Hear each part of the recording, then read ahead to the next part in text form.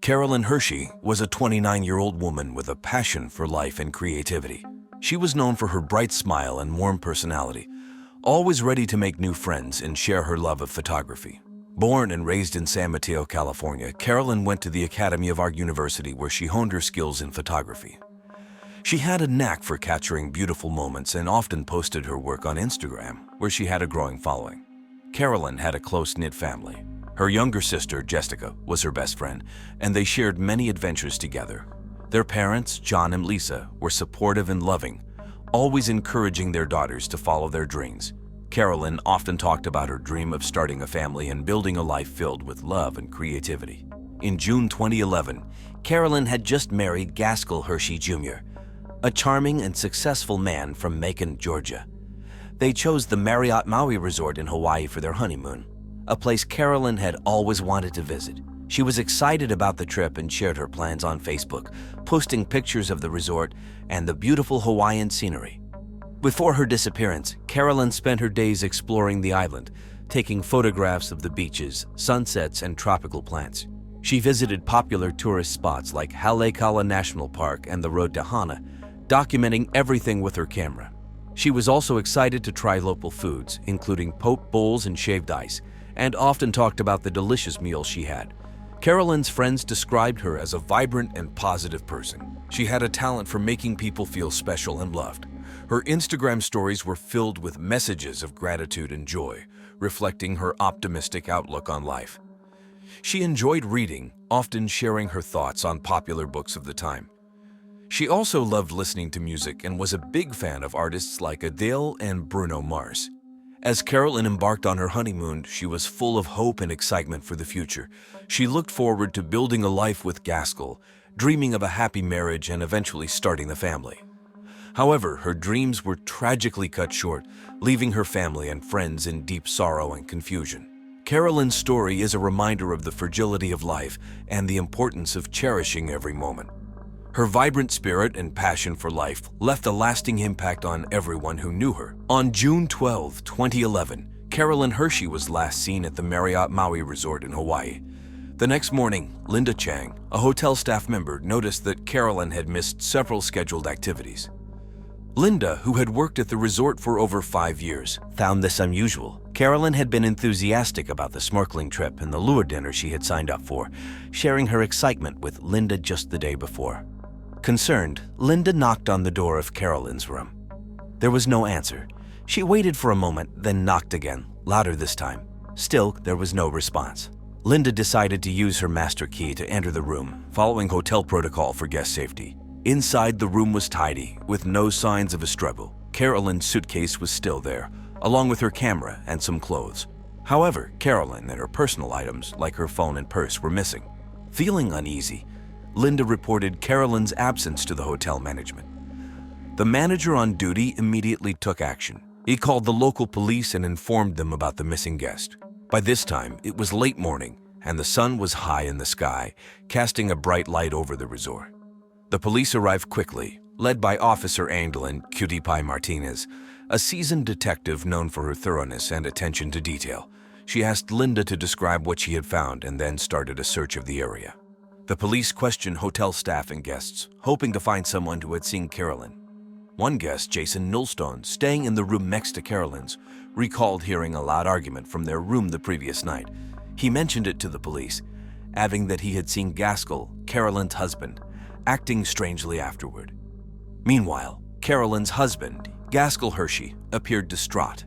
He told the police he had woken up to find his wife missing and had been searching for her since early morning. His behavior seemed anxious, and he repeatedly insisted that Carolyn must have gone for an early morning swim and gotten lost. Despite an extensive search of the resort grounds and nearby beaches, Carolyn was nowhere to be found. The police broadened their search to the surrounding area, interviewing more witnesses and looking for any clues that might explain her sudden disappearance. As the hours turned into days, the mystery deepened. News of Carolyn's disappearance spread quickly, with local media covering the story. Friends and family from California flew in, desperate for answers. The Marriott Maui Resort, usually a place of joy and relaxation, became the center of a tense and heartbreaking investigation. The police arrived at the Marriott Maui Resort quickly on the morning of June 13, 2011. Leading the team was Detective Mark Kim Linzis, a calm and meticulous investigator known for solving difficult cases. Officer Angelin Cutie Pie Martinez, who was already on the scene, briefed him on what they had learned so far. They knew Carolyn Hershey had been missing for about 24 hours, and time was critical. The room Carolyn shared with her husband Gaskell was their first stop. It looked tidy and undisturbed. The bed was neatly made, their luggage was in place, and nothing seemed out of order. But Detective Kim Linzis noticed Carolyn's camera on the nightstand and her suitcase, partially unpacked. He also noted that some of her personal items, like her phone and purse, were missing, which was strange for someone who had supposedly just gone for a swim. The police used various tools to examine the room. They dusted for fingerprints, looking for any signs of a struggle or someone else's presence. They used luminol to check for traces of blood, but the tests came back clean. Kim Linzis interviewed Gaskell, who claimed he woke up to find his wife gone. His story seemed rehearsed, and his anxiety was apparent, but there was no direct evidence linking him to her disappearance. Outside the room, police expanded their search to the resort grounds. They interviewed hotel staff and guests. Linda Chang, a hotel employee who first noticed Carolyn's absence, provided a detailed account of what she found when she entered the room. Jason Millstone, the guest next door, reported hearing a loud argument from Carolyn in Gaskell's room the night before. Kim Linzis and his team also checked the resort's security footage. They saw Carolyn and Gaskell returning to their room around 10 p.m. on June 12th. They were holding hands, and nothing seemed out of the ordinary. However, later footage showed Gaskell leaving the room alone around 3 a.m., looking nervous and hurried. He returned about an hour later, his clothes slightly disheveled. The police continued their search along the nearby beaches, fearing that Carolyn's body might have been washed ashore. They used boats and divers to explore the ocean near the resort but found nothing. The lack of physical evidence made the case even more challenging. Despite the clean crime scene, Detective Kim Linzis felt that something was off. He knew they needed to dig deeper into the lives of Carolyn and Gaskell. As the investigation continued, the police focused on finding any small detail that could lead them to the truth about what happened to Carolyn Hershey. Gaskell Hershey Jr., 33, became the primary suspect in his wife Carolyn's disappearance. Gaskell, a successful businessman from Macon, Georgia, had charmed many with his good looks and wealth. He and Carolyn had seemed like the perfect couple, especially on social media, where they posted pictures of their wedding and honeymoon. But as the police dug deeper, a different picture of Gaskell began to emerge. Detective Mark Kim Linzis and Officer Angelin Cutie Pie Martinez started their interrogation of Gaskell at the Marriott Maui Resort. Initially, Gaskell appeared calm and cooperative, insisting he had no idea what had happened to his wife. He claimed they had gone to bed around 10 p.m. after a romantic evening. When he woke up around 6 a.m., Carolyn was gone. He assumed she had gone for an early morning swim, something she loved to do. As the questioning continued, Gaskell's composure began to crack. Detective Kim Linzis asked about their relationship, and Gaskell's answers became defensive. He admitted they had arguments, which he described as normal marital disagreements. However, friends and family told a different story. They said Gaskell was controlling and possessive, often isolating Carolyn from her friends and family. Further investigation revealed troubling details. Carolyn's sister, Jessica, shared messages where Carolyn expressed fear and uncertainty about her marriage. She described Gaskell's behavior as increasingly erratic. These messages painted a picture of a relationship in turmoil, contrasting sharply with the happy images they projected online.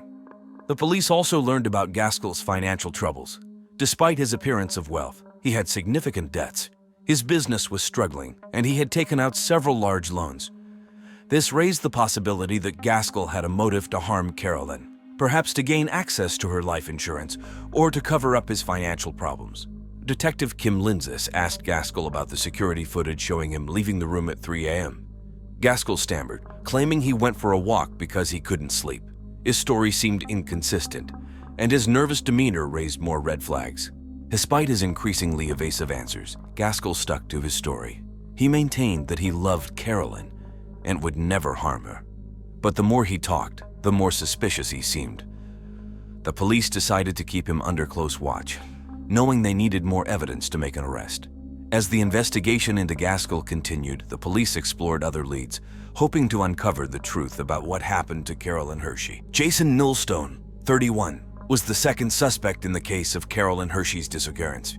Jason, a Canadian YouTuber, was staying at the Marriott Maui Resort in the room next to Carolyn and Gaskell. Jason's YouTube channel, filled with travel adventures and extreme sports, had made him somewhat famous. He was outgoing, friendly, and always looking for his next big story. Detective Mark Kim Linzis and Officer Angeline Cutie Pie Martinez brought Jason in for questioning. Jason was cooperative and seemed genuinely concerned about Carolyn. He told the detectives about several disturbing encounters he had with Gaskell during his stay at the resort. Jason recounted how Gaskell had approached him several times and asked him for sex, making him feel uncomfortable. On one occasion, Gaskell had dropped his bathrobe and lunged at Jason, an incident that Jason had reported to the hotel staff. The detectives asked Jason about the night Carolyn disappeared. He mentioned hearing loud arguing from their room around midnight. He said it sounded intense, with raised voices and slamming doors. Jason couldn't make out the exact words, but noted that it lasted for about an hour. He didn't think much of it at the time, assuming it was just a typical argument. Jason also told the detectives that Gaskell seemed nervous and agitated the following morning. He saw Gaskell pacing back and forth outside the room, checking his phone frequently. When Jason asked if everything was okay, Gaskell gave a vague response and quickly walked away. The police found Jason's account credible. He seemed genuinely concerned for Carolyn and had no apparent motive to harm her. Jason was known for his adventurous spirit, not for any violent behavior. However, they had to consider all possibilities and asked him about his whereabouts during the critical hours. Jason explained that he had been editing videos in his room and had not left until morning. To verify his alibi, the police checked the hotel's Wi-Fi logs, confirming that Jason had been online during the time in question. They also reviewed security footage which showed Jason entering his room around 10 p.m. and not leaving until 7 a.m. the next day.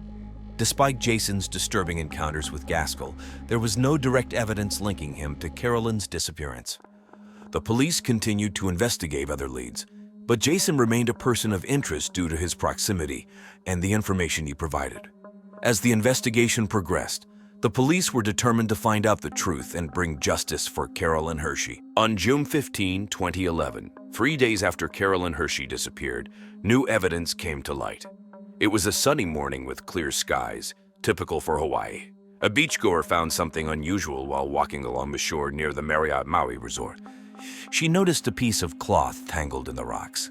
Upon closer inspection, she realized it was part of a woman's dress. She called the police right away. Detective Mark Kim Linzis and Officer Angeline Cutie Pie Martinez arrived promptly and carefully examined the fabric. It was a torn piece of a floral dress, matching the one Carolyn was last seen wearing. The discovery reignited hope for finding more clues about her disappearance. The police expanded their search area, focusing on the rocky shoreline and nearby waters. They brought in a team of divers to explore the ocean floor, looking for any additional evidence. The search was painstaking and thorough, with divers scanning every inch of the seabed. They used underwater cameras and metal detectors, hoping to find something that could provide answers. Meanwhile, on the shore, forensic experts analyzed the torn dress piece. They carefully bagged and labeled it, noting its exact location. They checked for any bloodstains, fibers, or other traces that could offer more information. The cloth was sent to the lab for further analysis, including tests for DNA and any potential chemical residues. Detective Kim Linzis also revisited the hotel's security footage, focusing on the area around the beach. He noticed a shadowy figure moving near the water around 4 a.m. on the night Carolyn vanished. Although the footage was grainy, it provided a new lead. The police interviewed hotel guests and staff again, asking if anyone had seen anything suspicious at that time. The investigation took another turn when Officer Martinez received a tip from the local fisherman, who reported seeing a man near the water early that morning. The description matched Gaskell Hershey. The fisherman said the man appeared to be struggling with something heavy, which he then pushed into the water. With this new information, the police brought Gaskell in for further questioning. His earlier calm demeanor had vanished, replaced by visible anxiety. When confronted with the new evidence, Gaskell became defensive and evasive, denying any involvement and claiming he was being framed. His responses raised even more suspicion. As the lab results came in, they confirmed that the torn dress belonged to Carolyn. The presence of seawater and sand indicated she might have been in the water. This crucial piece of evidence pushed the investigation forward, bringing the police closer to uncovering the truth. Detective Kim Linzis and his team knew they were getting closer. The new evidence provided a clearer picture of what might have happened, and they were determined to solve the mystery of Carolyn Hershey's disappearance. Oliver Kamehameha, 27, was the third suspect in the case of Carolyn Hershey's disappearance. Oliver was a busboy at the Marriott Maui Resort, known for his quiet and introverted nature. He had worked at the resort for 2 years and was often described as a hardworking but reserved individual. However, Oliver had a past involving minor drug offenses, specifically marijuana, which made the police take a closer look at him. Detective Mark Kim Linzis and Officer Angeline Cutie Pie Martinez called Oliver in for questioning.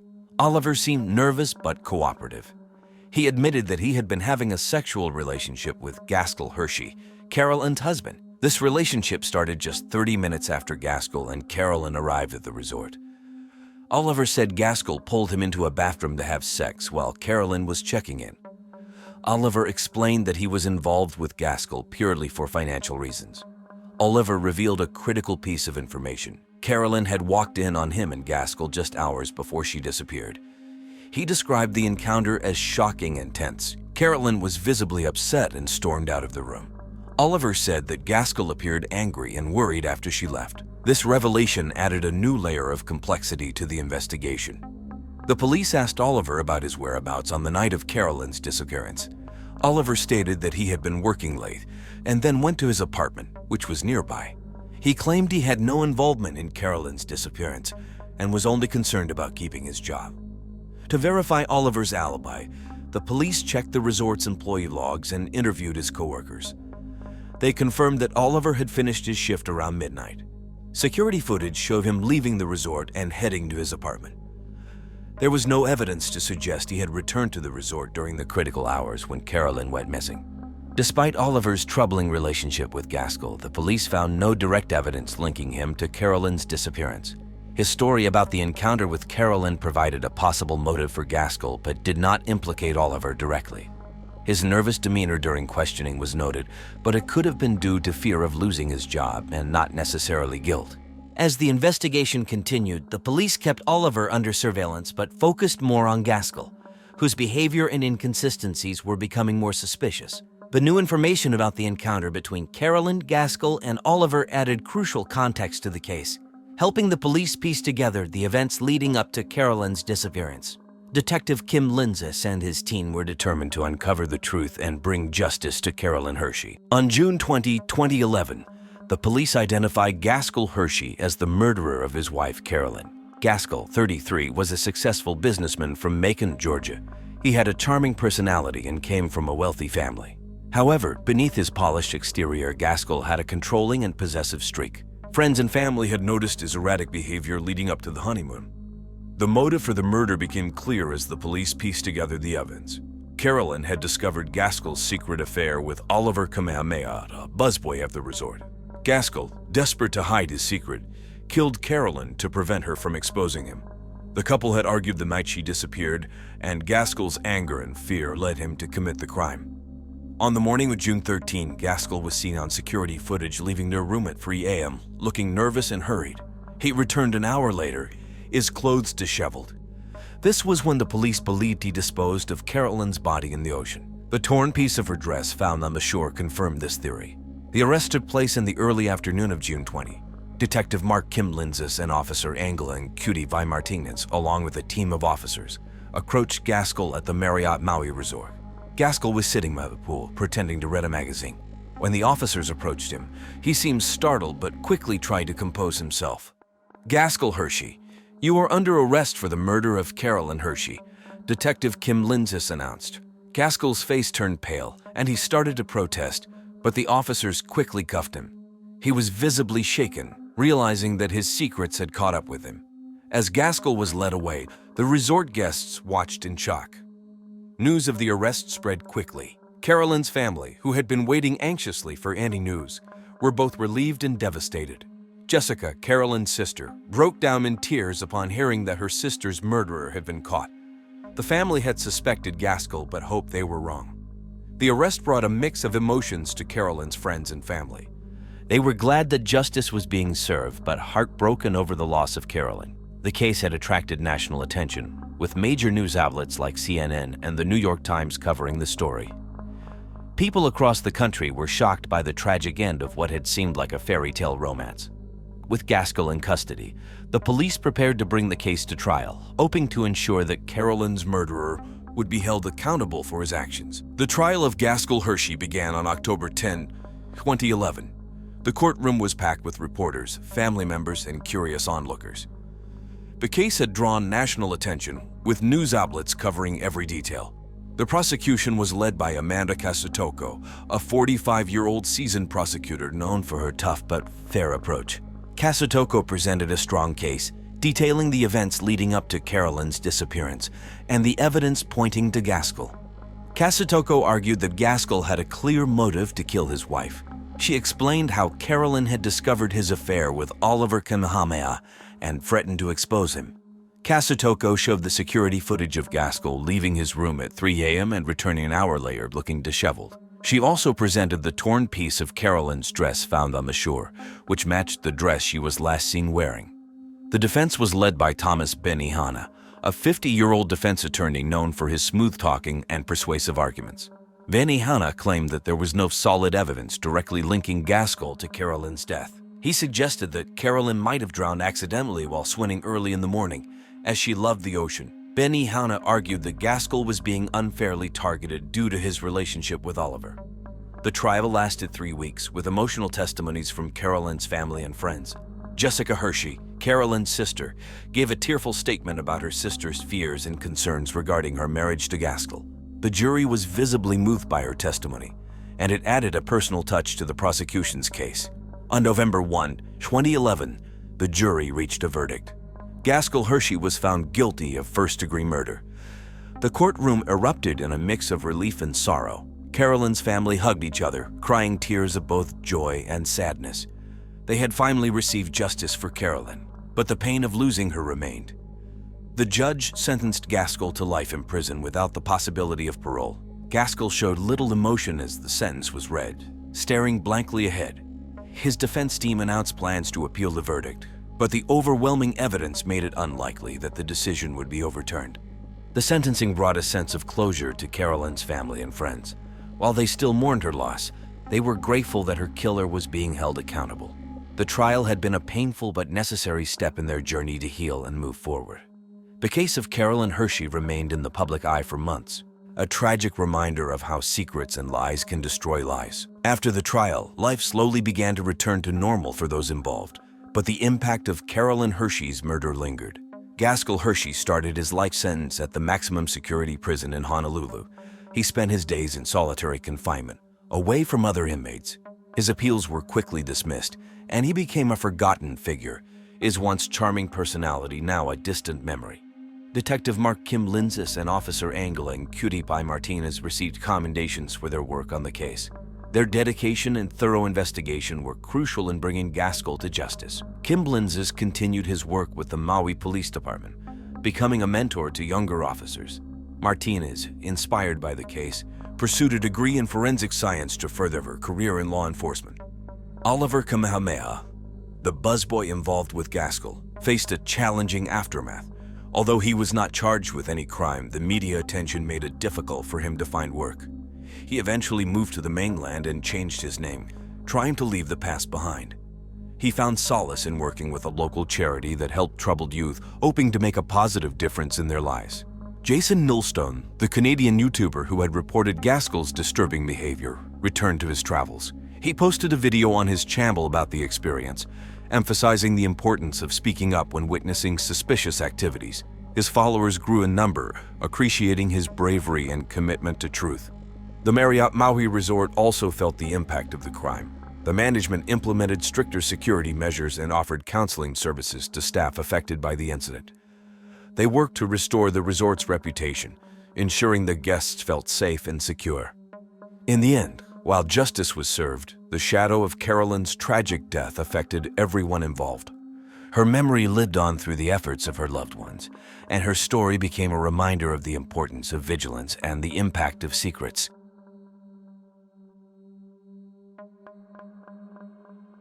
Willie Tanners, 49, was a well-known and respected figure in the small southern town of Tifton, Georgia. He owned Tanner's Hardware, a local store that had been serving the community for over 2 decades. Known for its friendly service and wide selection of tools and supplies, Tanner's Hardware was the kind of place where neighbors could count on finding what they needed, whether it was a simple screwdriver or advice on how to fix a leaky faucet. Willie was often seen behind the counter, greeting customers with a warm smile and chatting about everything from the weather to last night's episode of Jeopardy! Willie's life appeared ideal to those who knew him. He was married to Lynn Tanners, 48, his high school sweetheart, and the couple was often involved in local church activities and charity events. They lived in a modest but well-kept home, decorated for the holidays with twinkling lights and a wreath on the front door. However, beneath this seemingly perfect exterior, Willie was hiding a dark secret. Despite his reputation as a devoted husband and upstanding citizen, Willie had become involved in a secret affair with Madison Kelly, an 18-year-old high school senior. Madison, known for her striking looks and intelligence, was a regular customer at the hardware store. Over time, a friendship developed that quickly turned into a sexual relationship. Torn between guilt and desire, Willie struggled with his conscience as the holiday season approached. He knew the affair was wrong, but he was unable to break free from the emotional entanglement that had developed. The relationship was torrid and extremely intense, with Willie struggling between his guilt and his growing attachment to Madison. In the days leading up to his death, Willie had been distant and distracted, trying to maintain the facade of a loving husband while battling his inner turmoil. As Christmas approached in December 2019, Willie's behavior began to change. He became more distant, spending less time at home, and more time working late. Lynn noticed the change but attributed it to the stress of running the business during the busy holiday season. Friends and neighbors also noticed that Willie seemed preoccupied, no longer as cheerful as he once was. But no one could have imagined the storm brewing beneath the surface, a storm that would soon shatter the peace of their small town. It was the morning of December 22, 2019, just a few days before Christmas. Tifton, Georgia was quiet, with most of the town's residents finishing their holiday shopping or decorating their homes.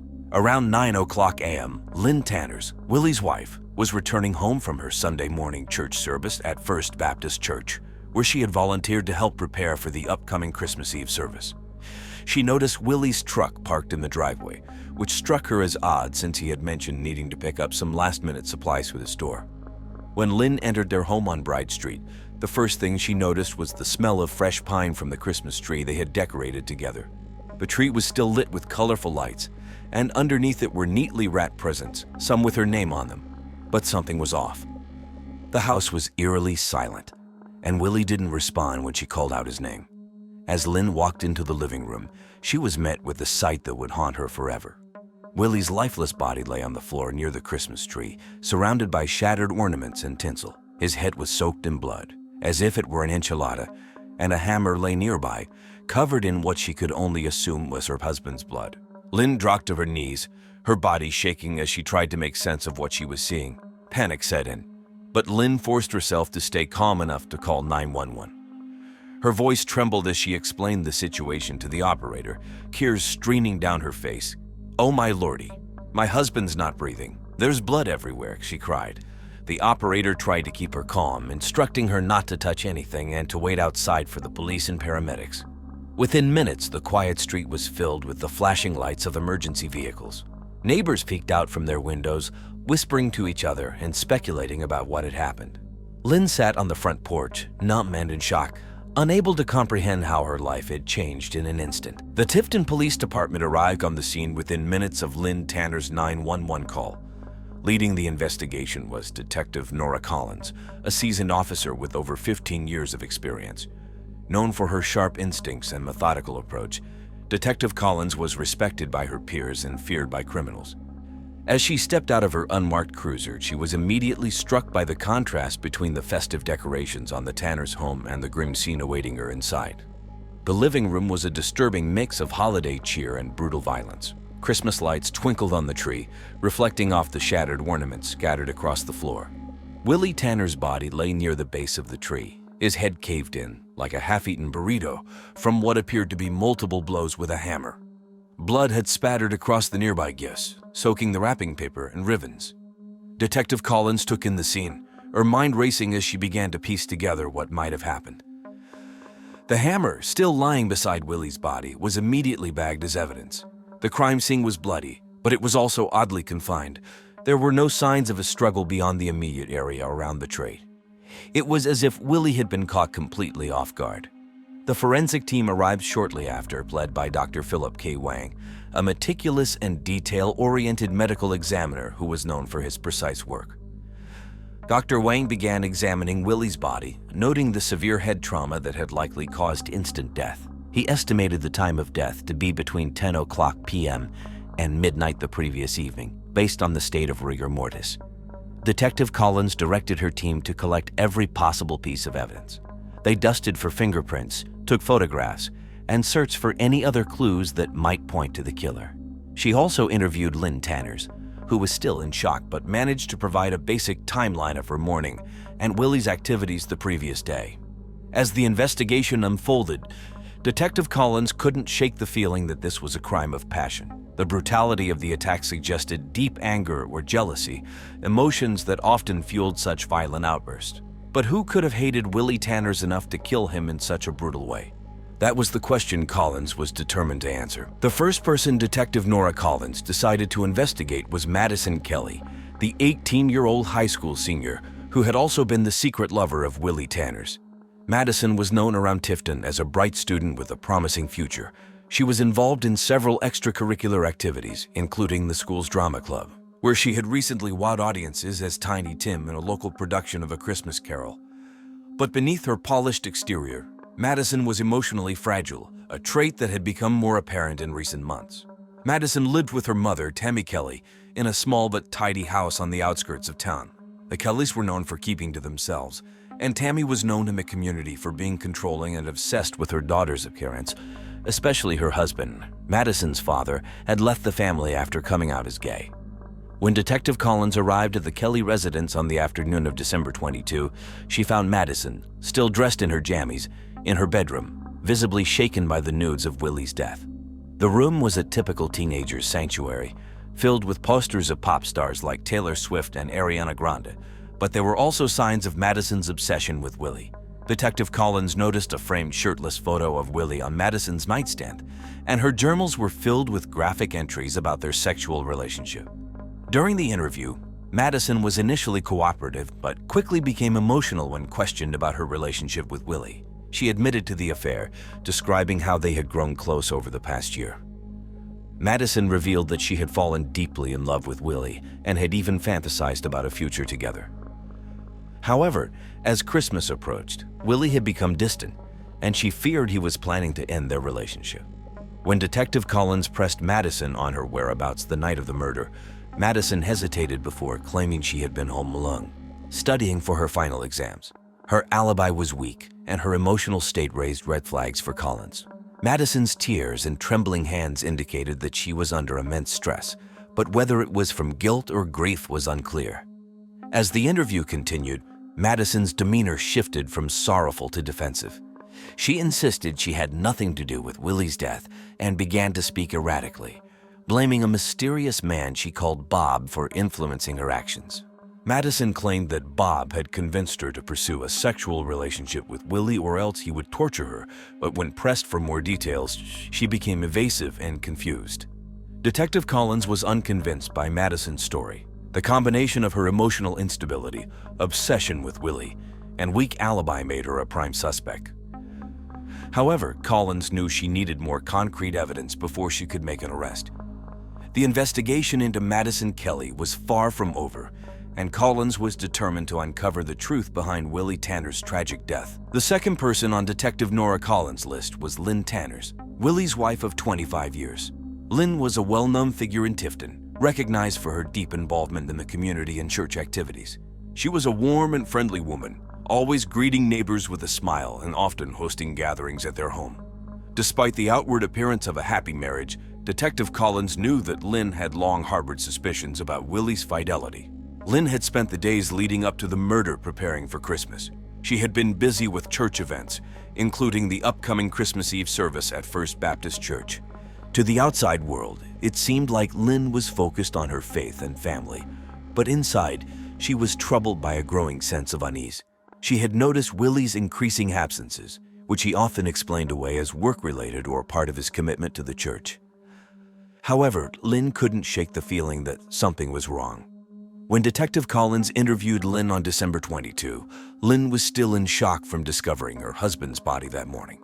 Sitting at the kitchen table, Lynn recounted her marriage to Willie, describing him as a loving husband, but also admitting that they had grown distant and sexless in recent years, especially after their son Rifle left for college. She confessed that she had suspected Willie of having an affair after he kept turning down her requests for sex, but had no proof. Lynn's eyes welled up with tears as she spoke about the strain it had put on their relationship, particularly in the last few months. Detective Collins asked Lynn about her whereabouts on the night of the murder. Lynn stated that she had been at home, preparing for the next day's church service. She had gone to bed early, assuming Willie would join her later, but when she woke up in the middle of the night and realized he wasn't there, she assumed he had fallen asleep in the living room. It wasn't until the next morning that she discovered the gruesome truth. Lynn's account of the evening was straightforward, but Detective Collins couldn't ignore the possibility that Lynn's suspicions about Willie's affair could have driven her to commit the murder. The brutal nature of the crime suggested a deeply personal motive, and as the wife of the victim, Lynn had both the opportunity and a potential reason to kill. However, Lynn's grief appeared genuine, and her cooperation with the investigation was unwavering. She answered all of Collins' questions without hesitation and even provided access to Willie's personal belongings, including his phone and computer. Still, Collins knew that emotions could be powerful motivators, and she wasn't ready to rule Lynn out as a suspect just yet. The investigation continued, with Collins keeping a close eye on every detail of Lynn's story. The third person Detective Nora Collins needed to investigate was Tammy Kelly, the mother of Madison Kelly, and a woman with a strong-willed, controlling personality. Tammy was known around Tifton as a perfectionist, always concerned with appearances and maintaining a strict household, especially after her husband left her after coming out of the closet. She was active in the community, often organizing events at the local church, but her primary focus was on her daughter, Madison. Tammy's relationship with Madison had always been strained. Madison, who was young, beautiful, and full of sexual potential, had been the subject of Tammy's obsessive fear and attention. Tammy's control over Madison extended to every aspect of her life, from the clothes she wore to her social interactions. It was well known among their neighbors that Tammy had high expectations for her daughter and was often harsh when those expectations weren't met. Rumors had circulated that Tammy disciplined Madison severely, with one particularly disturbing story claiming that Tammy whipped Madison whenever she thought her daughter's appearance was too attractive to men in the community. Detective Collins approached Tammy on December 23, the day after Willie Tanner's body was found. Tammy was at home, seemingly unfazed by the events of the past day. She welcomed Collins into her clean living room, decorated with traditional Christmas decorations, including a perfectly trimmed tree and a nativity scene. Tammy was calm and composed as she spoke, but there was an underlying tension in her demeanor. Collins began the interview by asking Tammy about her relationship with Willie. Tammy was quick to praise Willie, describing him distantly as a good man and a pillar of the community. However, as the conversation shifted to Madison, Tammy's tone became more guarded. She admitted that she had been angered about Madison's recent behavior, noting that her daughter had begun wearing makeup and a bra in the weeks leading up to the murder. When Collins pressed Tammy about whether she knew of Madison's sexual relationship with Willie, which was exactly what she was trying to prevent, Tammy's composure faltered slightly. She denied any knowledge of the affair, but admitted that she had noticed Madison had begun to dress like a harlot, in Tammy's words. Tammy claimed that she had tried to talk to Madison about it, but her daughter had brushed her off, insisting everything was fine. Collins couldn't ignore the possibility that Tammy's jealousy and need for control could have driven her to commit the murder. Tammy's intense need for control of her daughter, combined with the potential scandal of Madison's sexual affair with a much older man, her worst nightmare, gave her a possible motive. However, Tammy remained cool and collected throughout the interview, showing no signs of guilt or remorse. She was polite and cooperative, but offered little useful information. As Collins left the Kelly home, she knew Tammy couldn't be dismissed as a suspect. The investigation was growing more complex, with each suspect revealing new layers of potential motives and secrets. But without hard evidence, Collins was still piecing together the puzzle. On December 24, 2019, just one day before Christmas, the investigation took a significant turn. It was a cold, gray morning in Tifton, Georgia, with temperatures hovering around the low 40s. Detective Nora Collins and her team were back at the Tanner's residence, meticulously combing through every inch of the crime scene, determined to find any clue they might have missed. As the team searched the house, one officer noticed something odd near the fireplace. Amidst the neatly wrapped Christmas presents, he found a small, torn piece of paper partially tucked under the rug. The paper appeared to be a handwritten note, but only a fragment was legible. It read, "Dirty boy, meet me at," followed by a time, 10:00 p.m., and the initials MK. This discovery immediately caught Detective Collins' attention. The initials MK seemed to match those of Madison Kelly, Willie's secret lover. The time mentioned in the note also coincided with the estimated time of Willie's death. Collins realized that this could be the key piece of evidence that linked Madison directly to the crime scene on the night of the murder. Collins quickly ordered a forensic analysis of the note, hoping to determine if the handwriting matched Madison's. The note was sent to the Georgia Bureau of Investigation in Atlanta for further examination. Meanwhile, Collins decided to revisit Madison's home to search for anything that might tie her to the note or the crime. While at the Kelly residence, Collins and her team found a notebook in Madison's bedroom, hidden under her mattress. The notebook was filled with disturbing entries about her obsession with Willie, including plans to meet him in secret. One of the entries, dated December 22, matched the time and place mentioned in the torn note found at the Tanner's house. This new evidence was crucial. It not only placed Madison at the scene of the crime, but also provided a motive driven by jealousy and obsession. Collins felt that the case was beginning to come together, with the puzzle pieces finally falling into place. Back at the station, the forensic analysis confirmed that the handwriting on the note matched Madison's. This was the break Collins had been waiting for. With this new evidence, the focus of the investigation narrowed sharply on Madison Kelly, making her the prime suspect in Willie Tanner's murder. As the investigation progressed, all signs began pointing toward Madison Kelly, Willie's 18-year-old secret lover. The small town of Tifton, Georgia, was already reeling from the news of Willie's brutal murder, but what emerged from the investigation shocked everyone even more. Madison's obsessive love for Willie had been building for months. As the holiday season approached, her fear of being abandoned grew stronger. She was terrified that Willie, a man more than twice her age, would leave her behind to focus on his family during Christmas. The thought of losing him consumed her, driving her into a jealous rage. On the night of December 21, 2019, Madison decided to confront Willie at his home. Desperate for reassurance that he still loved her, she did something drastic. She took off all her clothes and begged him to have sex with her right then and there in the middle of the living room. Willie, already feeling the pressure of his double life and fearing that his wife would find out, panicked. He tried to end the relationship, fearing exposure and the consequences it would bring to both their lives. But this only pushed Madison over the edge. In a moment of uncontrollable fury, Madison snapped. In a moment of uncontrollable fury, she grabbed a hammer that Willie had planned to use for hanging Christmas lights and beat him to death with it. The scene was gruesome, with the festive decorations in the living room contrasting sharply with the violence of the crime. After the murder, Madison knew she was in deep trouble. In a desperate attempt to avoid punishment, she concocted a bizarre story.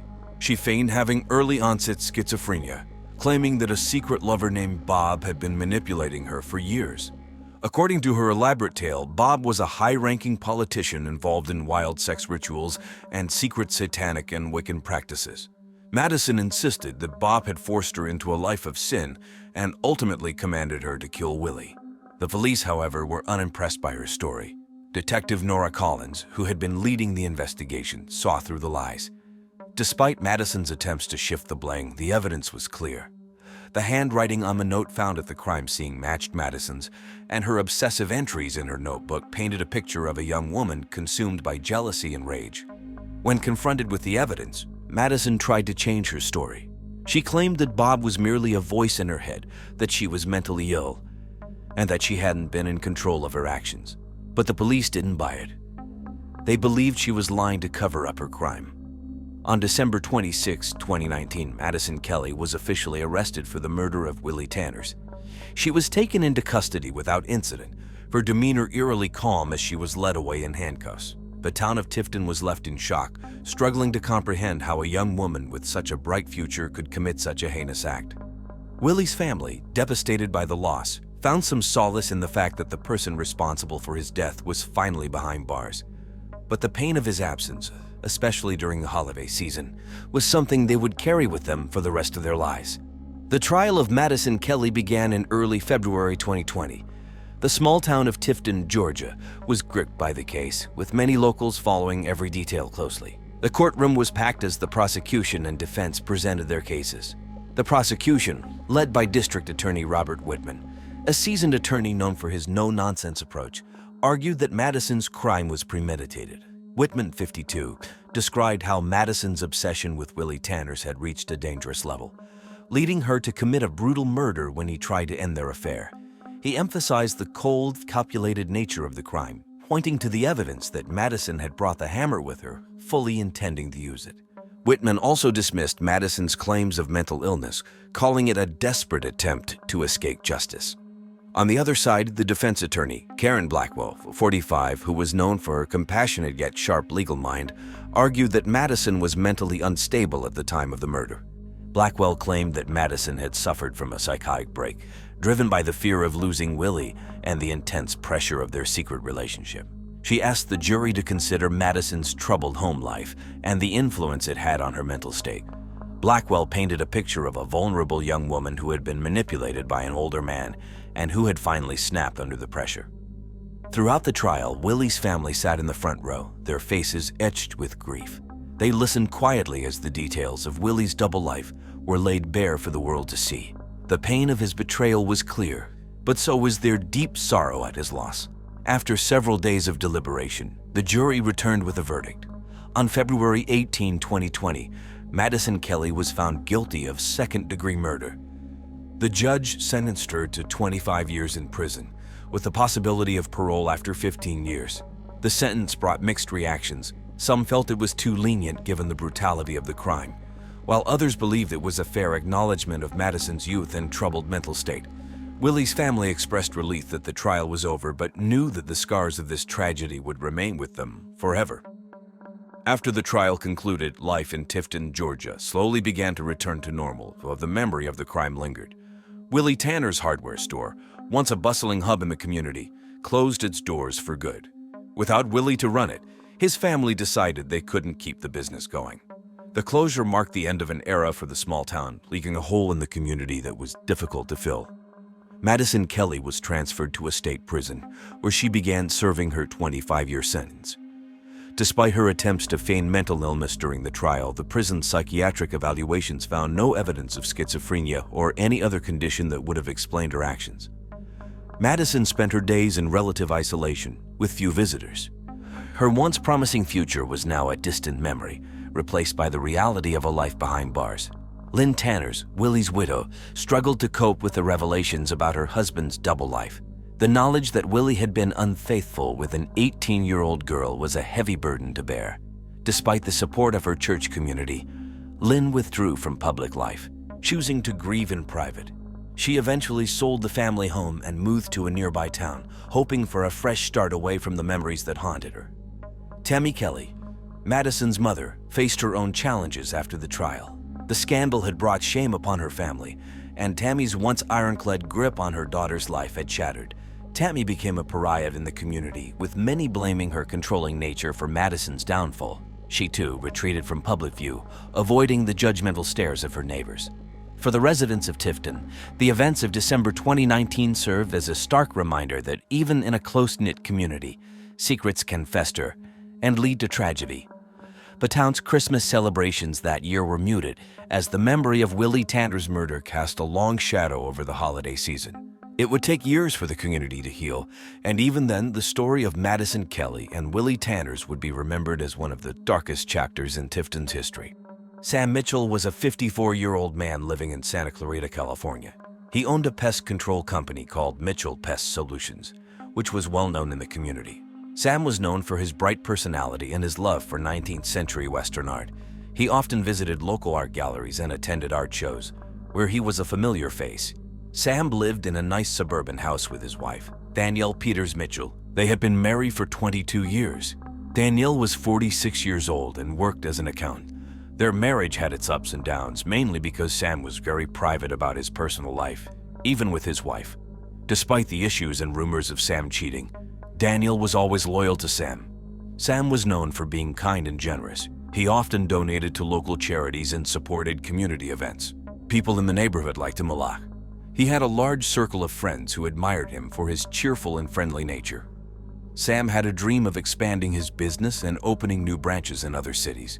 He also wanted to buy a new piece of art for his collection. Just a few days before his death, he was excited about a business deal and was planning to attend an auction of Western art in Fort Worth, Texas. On October 10, 2021, Sam spent the day meeting with clients and planning his next business moves. That evening, he had dinner with his wife and their two college-age kids at a popular restaurant in Santa Clarita called the Old Spaghetti Factory. They talked about their future and their plans for the holidays. Sam seemed happy and was looking forward to the upcoming weeks. Sam Mitchell was a successful businessman, a loving husband and father, and a beloved member of his community. He had big dreams and a bright future ahead of him, which made his tragic death even more heartbreaking. On the morning of October 15, 2021, at around 8:00 a.m., Samuel Sam Mitchell's body was discovered by his longtime friend and business associate, Mark Stevenson. Mark had known Sam for over 10 years and often stopped by his house to discuss business matters. That morning, Mark was supposed to meet Sam to talk about a new pest control contract with a big client. Mark arrived at Sam's suburban house in Santa Clarita, which was located on Oakwood Avenue, a quiet street. When Sam did not answer the door, Mark found it strange. He knew Sam was always punctual and never missed a meeting. After knocking several times without any response, Mark decided to use the spare key Sam had given him for emergencies. As Mark entered the house, he immediately felt something was wrong. The house was unusually quiet. Mark called out Sam's name but got no reply. He walked into the living room, where he found a scene that would haunt him forever. Sam was lying on the floor in a pool of blood. There were clear signs of a violent struggle, with furniture overturned and blood splattered on the walls. Sam had multiple stab wounds, and it was clear he had fought hard before he died. Mark was in shock. His hands trembled as he pulled out his phone to call 911. The emergency operator answered, and Mark, struggling to keep his voice steady, explained what he had found. The operator instructed him to stay on the line and wait for the police and paramedics to arrive. Mark felt a mix of fear, sadness, and disbelief. He couldn't understand how something so horrible could happen to his friend. While waiting for the authorities, Mark tried to compose himself. He checked to see if there were any signs of life in Sam, but it was clear that he was gone. Mark sat on the couch, looking around the room and trying to make sense of the chaos. He noticed Sam's favorite painting on the wall, a piece of 19th century Western art, now stained with blood. The police and paramedics arrived within minutes. Mark met them at the door and led them to the living room. The paramedics confirmed that Sam was dead, and the police began securing the crime scene. Mark gave his statement to police. His detailed account would later be crucial in the investigation that followed. The police arrived at Sam Mitchell's house quickly after Mark Stevenson called 911 on the morning of October 15, 2021. Detective Tara Howard, known for her keen eye for detail, led the investigation. She was accompanied by her partner, Detective Mike Ramirez, who was also experienced in handling serious crimes. As they entered the suburban house on Oakwood Avenue, they were met with a gruesome scene. The living room was in disarray, with furniture overturned and blood splattered on the walls and floor. Sam's body lay in the middle of the room, surrounded by evidence of a violent struggle. The detectives knew they had a challenging case ahead. Detective Howard and Ramirez began by examining the crime scene. The first thing they noticed was the multiple stab wounds on Sam's body. It was clear he had fought hard for his life. Near the body, they found the murder weapon, a large kitchen knife covered in blood. They carefully collected it as evidence, making sure not to disturb any potential fingerprints. Forensic experts arrived shortly after to help with the investigation. They used advanced tools to gather fingerprints, blood samples, and other clues from the scene. They took photographs of the entire area, documenting the position of every piece of furniture and every blood stain. The team worked methodically, ensuring they did not miss any vital evidence. Detective Howard questioned Mark Stevenson, who had discovered the body. Mark described the scene he found and his actions afterward. His detailed account helped the detectives piece together the initial timeline of events. They learned that Sam had planned to meet Mark that morning, which made them wonder who else might have known about the meeting. The detectives then turned their attention to the rest of the house. They found no signs of forced entry, suggesting that Sam might have known his attacker. This information was crucial, as it narrowed down the list of potential suspects. They also found Sam's cell phone on the kitchen counter, which they took as evidence. They hoped it would provide clues about who Sam had been in contact with before his death. Outside the house, news vans from local TV stations like KTLA and ABC7 had started to gather. The shocking murder of a well-known local businessman was big news. Reporters tried to get statements from the police and neighbors, but Detective Howard declined to comment, saying the investigation was still in its early stages. By the end of the day, the detectives had collected a significant amount of evidence, but many questions remained. Who would want to kill Sam Mitchell, and why? The investigation was just beginning, and Detective Howard and her team knew they had a long road ahead. The first person the police investigated was Danielle Peters Mitchell, Sam's wife of 22 years. Danielle, who was 46 years old, worked as an accountant at a law firm in the San Fernando Valley. She was known for being meticulous and detail-oriented, traits that made her good at her job. Despite her calm exterior, Danielle was deeply affected by Sam's death. On the afternoon of October 16, 2021, Danielle was brought in for questioning. Detective Tara Howard led the interrogation. Danielle appeared composed but was clearly upset. She told the detectives that she and Sam had a complicated relationship. Though they had their differences, she loved him deeply. Danielle revealed that Sam had been involved in a secret relationship with a much younger man named Kevin Lawrence. This revelation shocked the detectives. Danielle explained that she had found out about the affair a few months earlier and that it had put a significant strain on their marriage. She also revealed that Sam had recently tested positive for AIDS, which had added to the tension between them.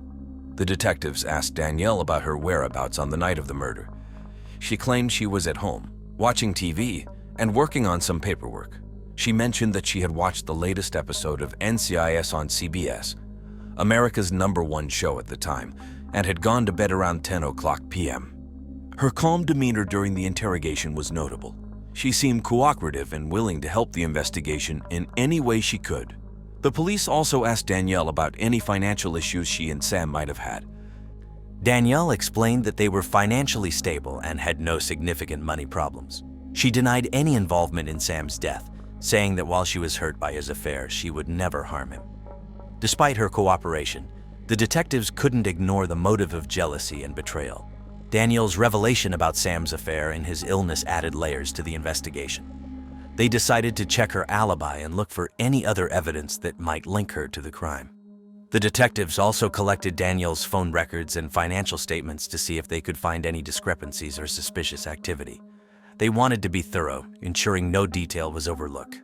The investigation into Danielle was intense, but the police knew they had to explore all possible angles to find the truth. Danielle's calm yet emotional demeanor left the detectives with mixed feelings. Was she a grieving widow or a jealous spouse capable of murder? The investigation continued as the detectives searched for answers. Next, the police turned their attention to Kevin Lawrence, the man named by Danielle as Sam's lover. Kevin was a 21-year-old struggling artist living in West Hollywood. He had moved to California from a small town in Iowa, hoping to make a name for himself in the art world. To support himself, he worked as a jailer. This was how he met Sam Mitchell. On October 17, 2021, Kevin was brought in for questioning at the Santa Clarita Police Station. Detective Mike Ramirez led the interrogation, wanting to understand Kevin's relationship with Sam. Kevin was visibly nervous but cooperative. He admitted to having an affair with Sam and said they had been seeing each other for about a year. Kevin described Sam as kind and supportive. Sam had helped him financially on several occasions, came for his art supplies and rent. Despite their significant age difference, Kevin felt a strong connection to Sam. He claimed he loved Sam and that their relationship was worth more than the financial support Sam gave to him. However, he was also aware of the strain their relationship put on Sam's marriage to Danielle. The detectives asked Kevin about his whereabouts on the night of the murder. Kevin stated that he was at his apartment, working on a new painting. He said he had ordered takeout from a local Chinese restaurant, Panda Express, and had spent the evening alone. The detectives noted his calm demeanor but were aware that Kevin had a lot to lose if the truth came out about his relationship with Sam. Police also discovered Kevin had been diagnosed with bipolar disorder, which sometimes made his emotions difficult to control. He insisted, however, that he would never harm Sam. Kevin's financial struggles and his reliance on Sam for support added a potential motive for the police to consider. To verify his alibi, The detectives collected Kevin's phone records and spoke to his neighbors. They wanted to see if anyone could confirm that Kevin had been at home that night. They also looked into Kevin's financial records to check if there had been any unusual transactions. Despite Kevin's cooperation, the police couldn't ignore the possibility that he might have had a role in Sam's death. His relationship with Sam and his financial dependency on him made him a person of interest. The detectives continued to investigate, looking for any evidence that could either confirm or disprove Kevin's involvement. Kevin's turbulent emotional state made him a complex figure in the investigation. The detectives knew they needed to dig deeper to understand his role in Sam's life, and possibly in his death. The third suspect in the investigation was Rick Gallagher, a 45-year-old real estate developer. Rick was wealthy and ambitious, known for his ruthless business tactics. He had worked with Sam's pest control company on several projects, and their professional relationship had always been tense. However, there were rumors of a sexual connection between them as well. On October 18, 2021, the police brought Rick in for questioning. Detective Tara Howard took the lead. Rick was confident and composed, but there was a hint of nervousness in his eyes. He admitted that he and Sam had a complex relationship, both professionally and personally. Rick revealed that he and Sam had been lovers, something he had kept secret for fear of damaging his reputation. This was a shocking revelation for the detectives, adding another layer of intrigue to the case. Rick also disclosed that he had recently tested positive for AIDS, which he believed he had contracted from Sam. This news had devastated him, and he was struggling to come to terms with it. The detectives asked Rick about his whereabouts on the night of Sam's murder. Rick claimed he was at a business dinner at The Palm, a high-end steakhouse in the Brentwood area of Los Angeles. He provided the names of several colleagues who could confirm his alibi. The detectives made a note to follow up with these individuals. Rick's motive for the murder was clear. He was angry and felt betrayed by Sam. The detectives needed to determine if his anger had driven him to commit the crime. They checked Rick's financial records and phone logs, looking for any evidence of foul play. They also examined his interactions with Sam in the weeks leading up to the murder. Rick's behavior during the interrogation was mostly calm, but he became defensive when asked about his feelings toward Sam. He insisted that while he was hurt and angry, he would never resort to violence. He expressed his frustration over the situation and his desire to move on. The detectives left the interrogation room with more questions than answers. Rick's relationship with Sam and his recent diagnosis made him a prime suspect, but they needed solid evidence to link him to the crime. They decided to dig deeper into his background and his recent activities. Rick's ambitious nature and his feelings of betrayal made him a compelling figure in the investigation. The detectives knew they had to explore every angle to uncover the truth about Sam's murder. On October 20, 2021, a crucial piece of evidence emerged. It was a rainy Wednesday morning when the police received a call from a neighbor who lived a few houses down from Sam. The neighbor mentioned finding something suspicious in her backyard, a bloody shirt. Detectives Tara Howard and Mike Ramirez quickly arrived at Mrs. Green's house on Oakwood Avenue. They carefully collected the shirt, making sure to preserve any potential evidence. The shirt appeared to be a men's size, and the bloodstains suggested it had been worn during the murder. This new evidence was taken to the forensics lab for analysis. The detectives were eager to learn more about the shirt.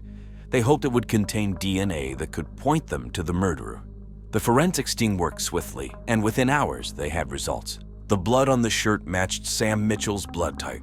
More importantly, the DNA on the collar and sleeves provided a match to Danielle Peters Mitchell, Sam's wife. Detective Howard and Ramirez discussed the findings. The new evidence cast a dark shadow over Danielle's claims of innocence.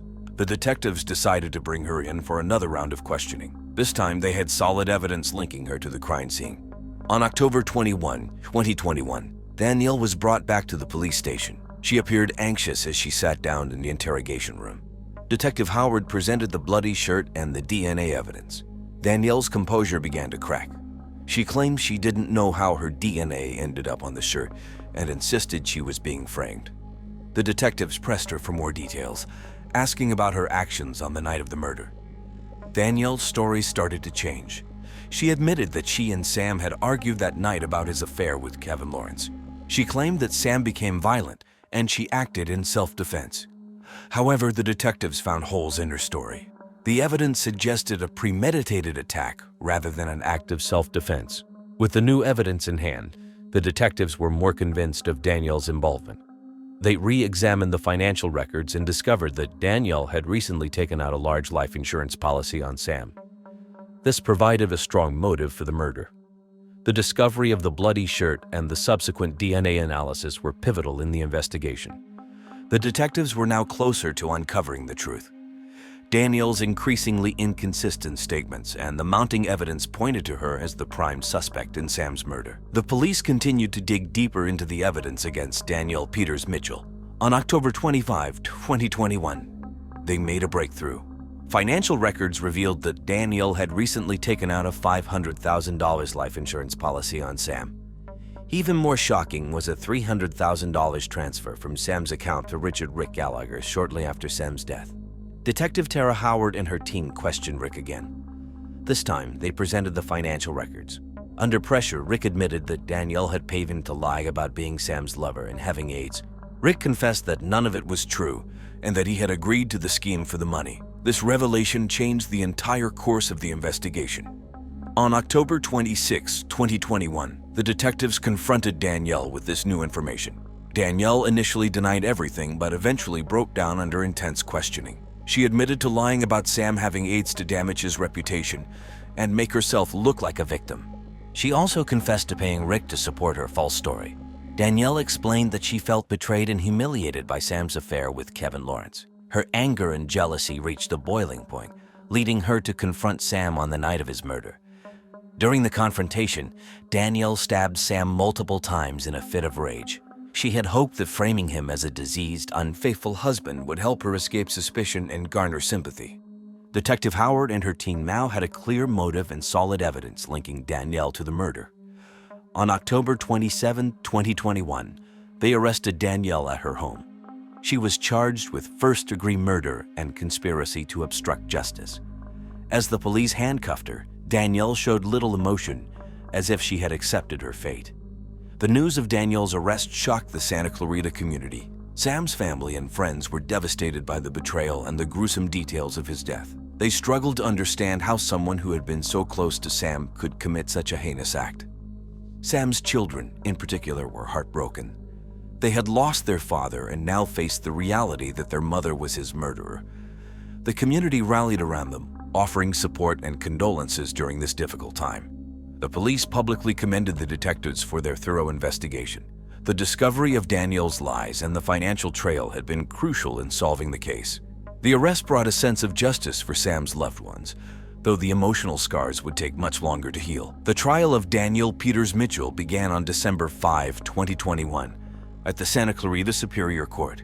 The prosecution, led by District Attorney James Thompson, 50, known for his tenacity and sharp legal mind, presented a compelling case. Thompson argued that Danielle's actions were premeditated and driven by jealousy and greed. He emphasized the life insurance policy and the payment to Rick Gallagher as evidence of her intent to frame Sam and escape justice. On the defense side, attorney Karen Lee, 48, a seasoned lawyer known for her calm and strategic approach, represented Danielle. Lee argued that Danielle had acted in self-defense during the heated argument with Sam. She tried to paint a picture of a desperate woman pushed to the edge by her husband's infidelity and lies. The trial was emotionally charged, with Sam's family and friends filling the courtroom each day. They listened intently as witnesses, including Rick Gallagher and Kevin Lawrence, testified.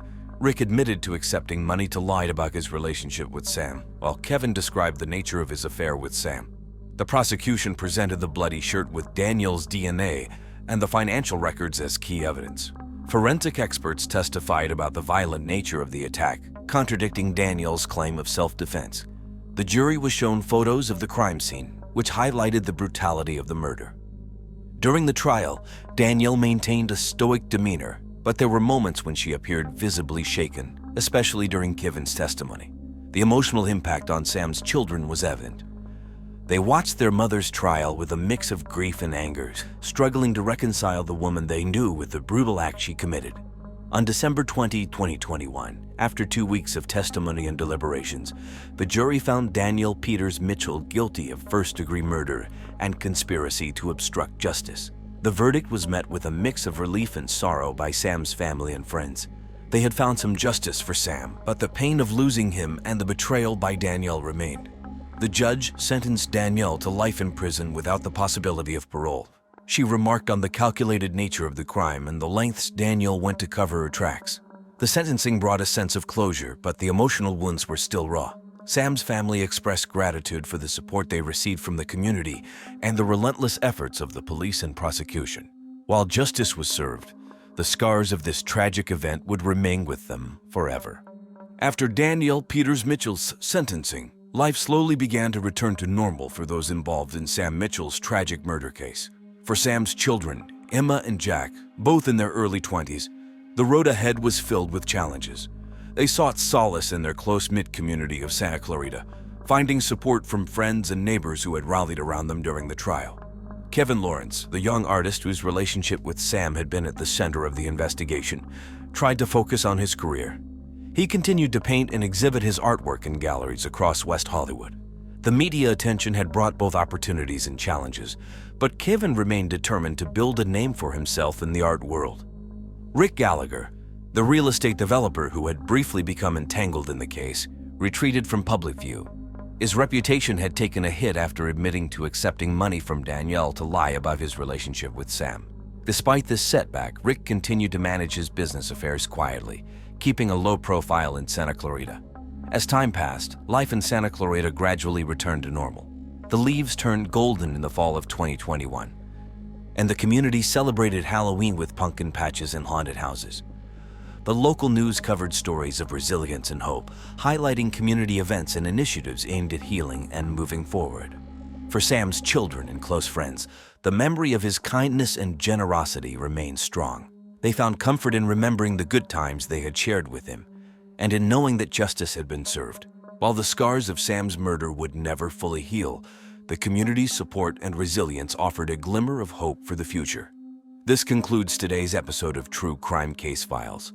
The story of Samuel "Sam" Mitchell is a stark reminder of how secrets and hidden emotions can lead to devastating consequences. Mildred Librela, a retired nurse aged 68, resided in Centerville, Ohio, a quiet suburban town nestled in the heartland of America. Known for her forceful nature and sharp tongue, Mildred was a force to be reckoned with in her community. Her days were spent in a small, modest house on Elm Street on Centerville's east side, where she lived alone. Despite her solitude, Mildred was never short of drama. She had a reputation for meddling in her family members' affairs, imposing her opinions and judgments on them with an iron fist. Her fierce loyalty, however, was unquestionable. She was willing to go to great lengths to protect her loved ones, even if it meant resorting to violence or crossing ethical boundaries. Mildred's difficult personality often led to heated confrontations within her family. Arguments would escalate and tempers would flare. The tension was frequently palpable, and neighbors would overhear the occasional shouting match. Rumors of Mildred's controlling nature spread like wildfire through the tight-knit community. But behind closed doors, there was more to Mildred than met the eye.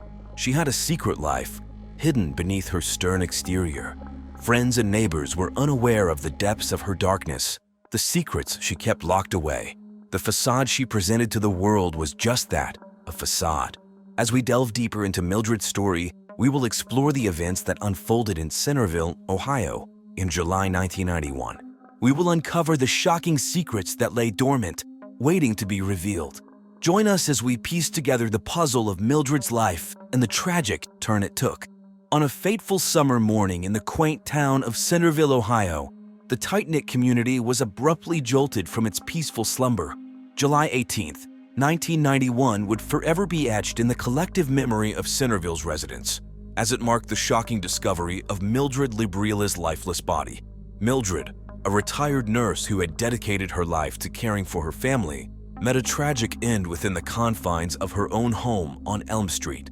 The tranquility of her sleep was abruptly shattered as a pillow was callously placed over her face, suffocating her in the darkness of the night. It was Angela Librela, Mildred's daughter-in-law, who stumbled upon this gruesome scene. The morning sun had just begun to cast its warm glow upon the world when Angela, with a mix of trepidation and curiosity, ventured into Mildred's bedroom. The sight that greeted her was nothing short of a nightmare. Angela's heart raced as she took in the surreal tableau before her. Her mother-in-law lay motionless on the bed, her face buried beneath the weight of the pillow. Panic and disbelief washed over Angela, her mind struggling to comprehend the horrifying reality that she had unwittingly stumbled upon. With trembling hands, Angela reached for the kitchen phone and dialed the emergency number, her voice quivering as she relayed the chilling details to the operator.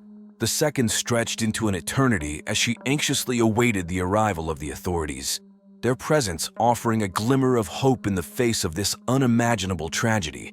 News of Mildred's untimely demise quickly spread throughout Centerville, a town unaccustomed to much gossip but no such heinous acts of violence.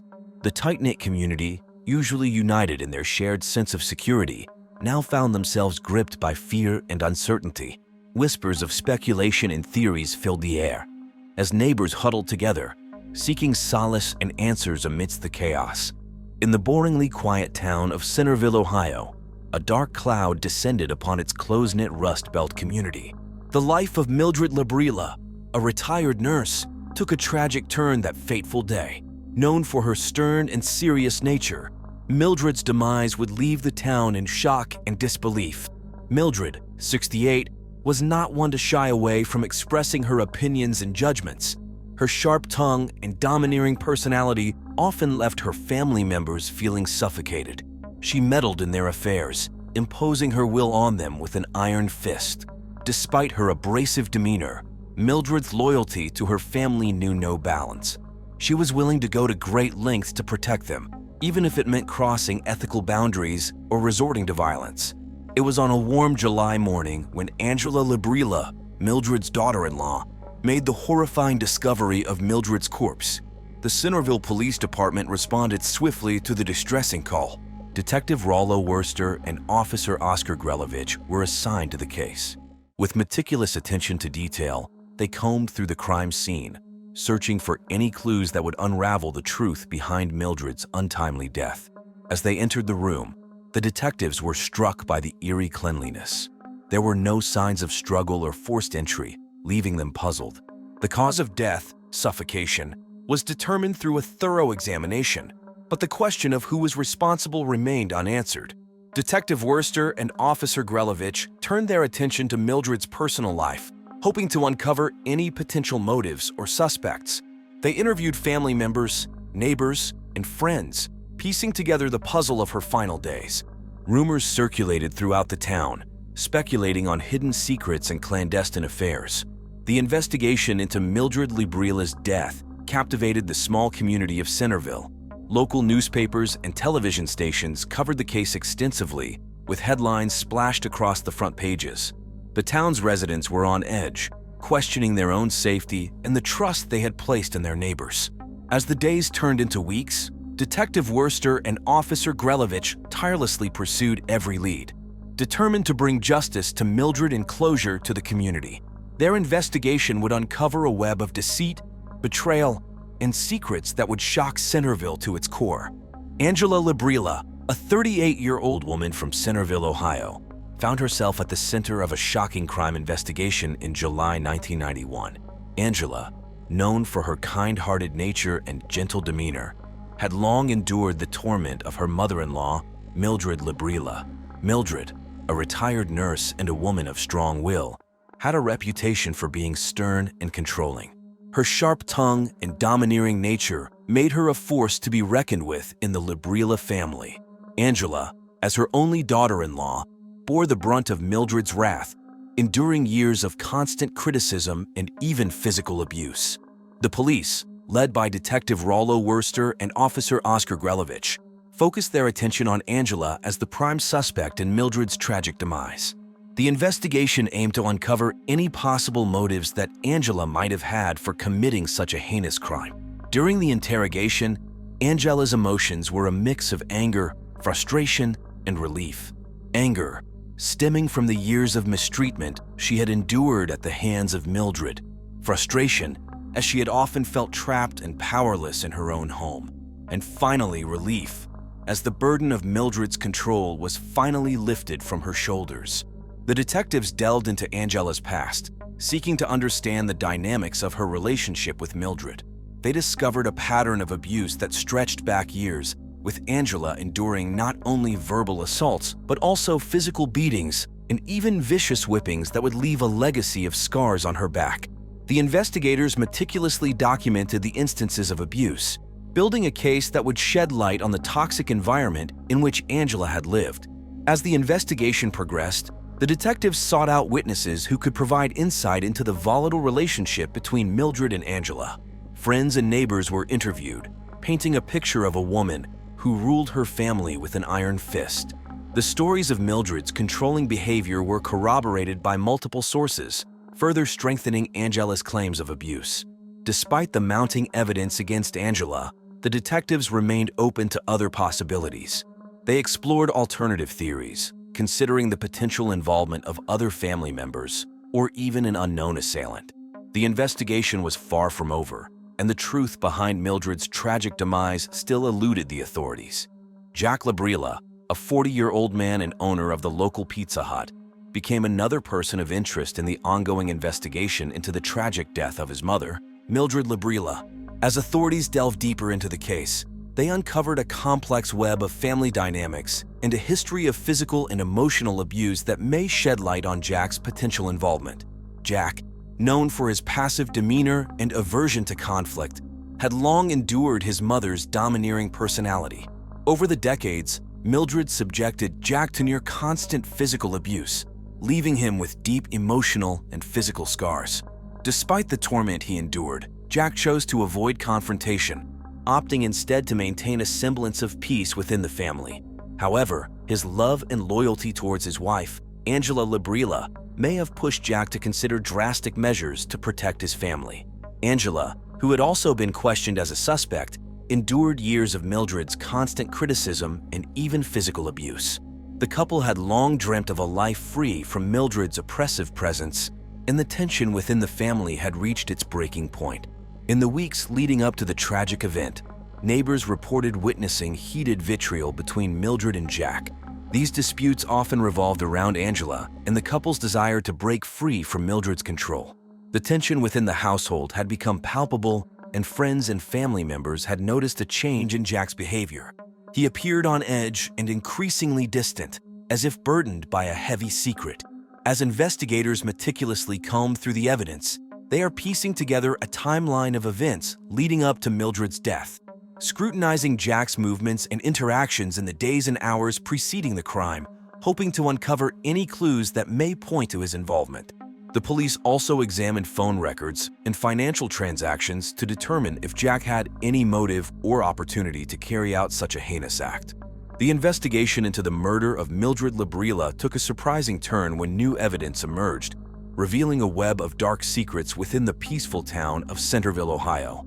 On a stormy night in August 1991, Lana Briscoe, a neighbor of the Labrilla family, made a startling discovery that would send shockwaves through the community. Lana, a curious and observant woman, had always suspected that there was more to Mildred's life than met the eye. As she rummaged through her attic, searching for an old photo album, she stumbled upon a dusty box tucked away in a corner. Intrigued, Lana opened it and found a collection of letters, carefully preserved over the years. To her astonishment, the letters were exchanges between Mildred and her own daughter, Jana. The contents of these letters painted a picture of a complex and tumultuous sexual relationship. They revealed a love that was tainted by deep-seated resentment and a constant power struggle. As Lana read through the letters, she couldn't help but feel a sense of unease. The words on the pages were filled with anger, frustration, and a longing for freedom. It was clear that Jana, despite her love for her mother, harbored a deep-seated hatred towards her. The letters detailed the emotional and psychological abuse that Mildred had subjected Jana to throughout their relationship. They spoke of a woman who controlled every aspect of her daughter's existence, leaving her feeling trapped and suffocated. It became evident that Jana's relationship with Mildred was far from an idyllic May-December love story. The police were stunned by this revelation. They had initially focused their investigation on Angela, Mildred's daughter-in-law, and Jack, her son. But now, with the emergence of these letters, Jana became a potential suspect as well. The detectives delved deeper into Jana's life, searching for any signs of motive or opportunity. In the small town of Centerville, Ohio, The investigation into the tragic murder of Mildred Labrilla took an unexpected turn when a new suspect emerged. Jana Briscoe, a 19-year-old neighbor known for her nosy nature and penchant for gossip, found herself under the watchful eye of law enforcement. Jana, with her outwardly friendly demeanor, had managed to hide a deep-seated resentment towards Mildred. But what shocked the police even more was the revelation of a secret sexual affair between the two women. As Lana Briscoe, a neighbor of Mildred and Jana's mother, stumbled upon a hidden stash of love letters exchanged between Mildred and Jana, the police realized they had a potential motive on their hands. During the interrogation, Jana's emotions were a mix of anger, guilt, and a twisted sense of satisfaction. She revealed that her relationship with Mildred was a complicated web of love and resentment. Jana had long been drawn to Mildred's domineering personality, but at the same time, she harbored deep-seated anger towards her. As the police dug deeper into Jana's background, they discovered a troubled past. Jana had always been an outsider, struggling to fit in with her peers. She found solace in her secret sexual relationship with Mildred, a woman who seemed to understand her in a way no one else did. But this connection was tainted by the constant power struggle between them. Jana's resentment towards Mildred stemmed from years of feeling controlled and manipulated. She resented the way Mildred used their relationship as a means of exerting power over her.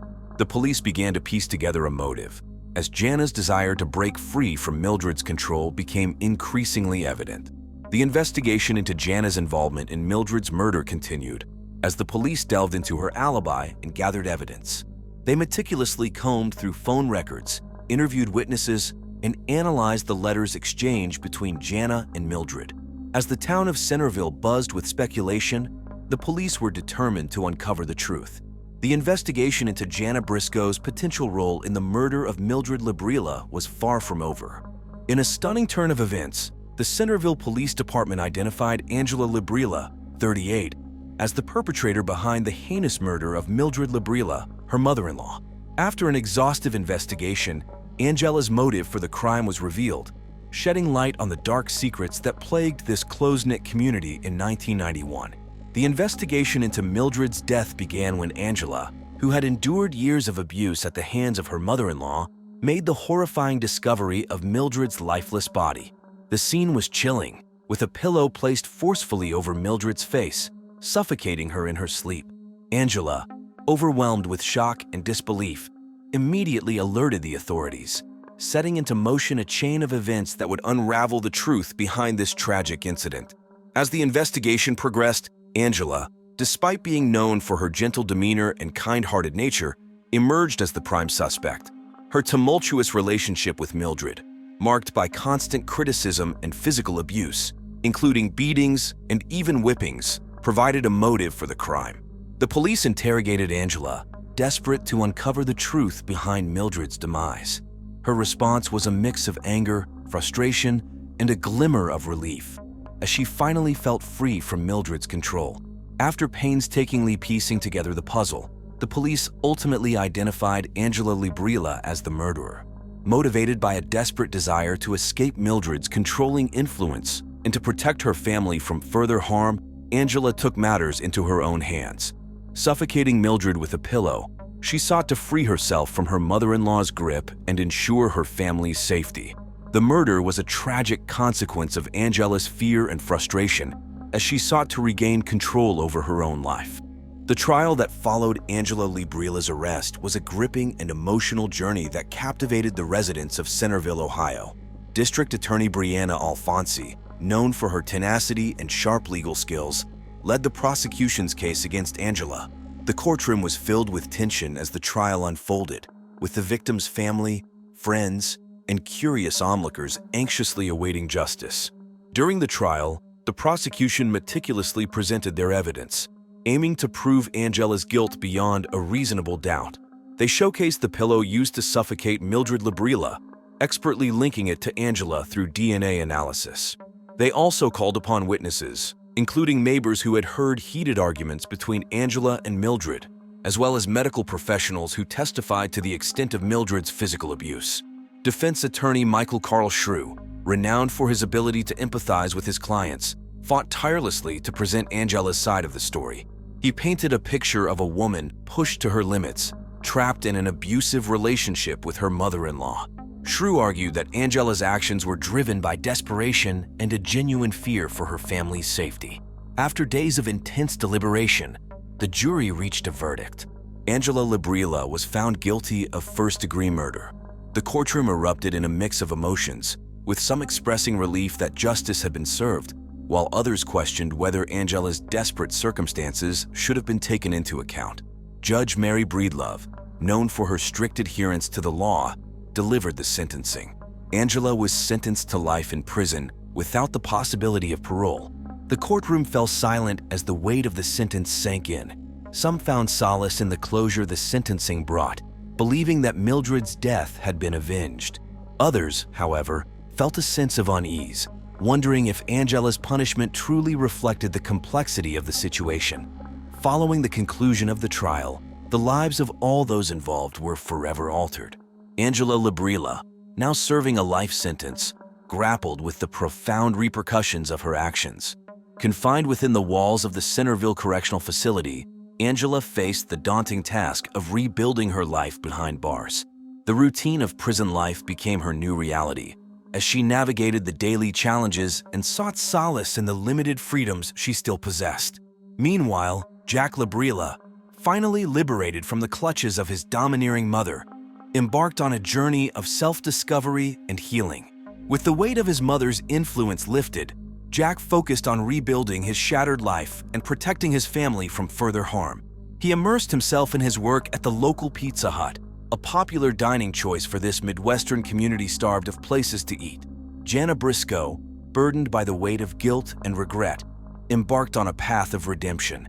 Haunted by her secret affair with Mildred and the role it played in the tragic events that unfolded, Jana sought solace in the support of her family and the guidance of a therapist. In the aftermath of the trial, questions lingered in the minds of many. Some questioned whether justice had truly been served, while others found solace in the closure the trial brought. The impact of Mildred's death reverberated throughout the community, serving as a stark reminder of the destructive power of control and the length some will go to escape it. Valerie Camden, a 41-year-old woman from Knoxville, Tennessee, was well known in her community. She owned a successful pool supply store, Valerie's Pools, which many locals trusted for their pool needs. Valerie was known for her bright and cheerful personality. She always had a smile on her face and was dedicated to helping her customers. Valerie had a strong educational background, having graduated from the University of Tennessee with a degree in business administration. She applied her knowledge and skills to make her store a beloved local business. Valerie's personal life was challenging but inspiring. In her early 20s, she went through a difficult divorce and became a single mother to her triplets, Ethan, Nathan, and Alan, all of whom are deaf. Despite the financial strain, Valerie worked tirelessly to provide for her children. She faced a significant debt to provide for them, but she never let it dampen her spirit. Valerie was a loving mother who supported her children in every way possible. She was actively involved in the deaf community, advocating for better resources and opportunities for children with disabilities. In the days leading up to her death in November 2018, Valerie was excited about the upcoming Thanksgiving holiday. She planned to host a big family dinner and had already started preparing. Valerie was also working on expanding her business, hoping to open a second store in the next town over. She dreamed of providing better financial stability for her family and giving back to the community that supported her. Valerie had a close-knit group of friends and was known to frequent local spots like Starbucks and the local Waller. Her friends described her as kind-hearted and always ready to lend a helping hand. She was involved in various community activities, including volunteering at the local food bank and participating in charity events. Valerie's dedication extended beyond her family and business. She was a passionate advocate for other single mothers, especially those raising children with disabilities. She often spoke at local events and used her story to inspire others. Valerie's dreams were big, and her heart was even bigger. She hoped to create a foundation to support single mothers and provide scholarships for children with disabilities. Valerie Camden was a remarkable woman whose life, though filled with challenges, was a testament to strength, love, and determination. However, her brutal murder would erase all those achievements in the mind of Knoxville for years to come. On the morning of November 22, 2018, Thanksgiving Day, Knoxville was unusually cold and overcast. At around 8:30 a.m., Ethan Camden, one of Valerie's 19-year-old deaf triplets, made a horrifying discovery. Ethan, who had just woken up, went to check on his mom. He found Valerie's lifeless body in the master bathroom of their home. She was naked and strangled with a rope in the shower. Ethan was in shock. He could hardly believe what he was seeing. His hands trembled, and he felt frozen in place. After a few moments, he snapped out of his daze and ran to get his brothers, Nathan and Alan. The three of them stood there, stunned and scared, not knowing what to do. Nathan, who had more hearing and had better speaking skills than the other triplets, grabbed the phone and called 911. His voice was shaky as he tried to explain the situation. "My mom. She's in the bathroom. She's not moving," he cried, his voice almost unintelligible. The 911 operator tried to calm him down and give more details. Within minutes, the police and emergency responders were on their way. When the first responders arrived, they were met with a heart-wrenching scene. The triplets were huddled together, their faces pale and eyes wide with fear. Officer Jane Miller was the first to enter the bathroom. She had been with the Knoxville Police Department for over 15 years and thought she had seen it all. But the sight of Valerie's lifeless body left her speechless. She took a deep breath and called for backup. As more officers arrived, they began to secure the crime scene. They immediately noticed the cleanliness of the bathroom, except for the signs of a struggle. There were no obvious fingerprints or signs of forced entry. While the police worked inside, the triplets were taken outside and given blankets to keep warm. The neighbors started to gather, whispering among themselves. Local news channels, including WBIR-TV, arrived to cover the breaking news. Reporters tried to get statements from the police and neighbors, but everyone was too shocked to say much. Ethan, Nathan, and Alan were taken to the police station to give their statements. They were still in a state of shock, struggling to understand what had happened.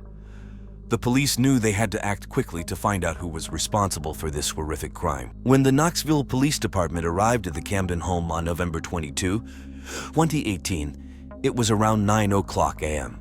The sky was overcast, and the cold air hinted at the coming winter. Officers moved quickly to secure the area and keep onlookers away.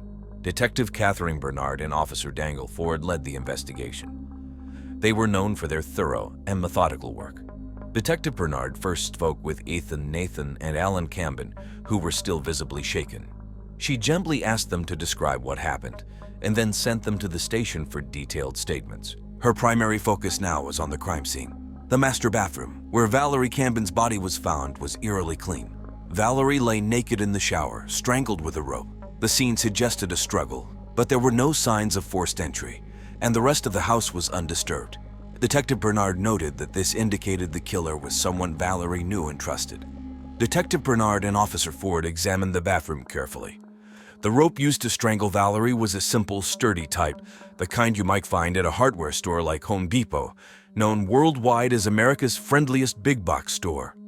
They collected fingerprints from various surfaces, including the shower and door handles. The crime scene unit used luminol to detect any traces of blood that might have been cleaned up.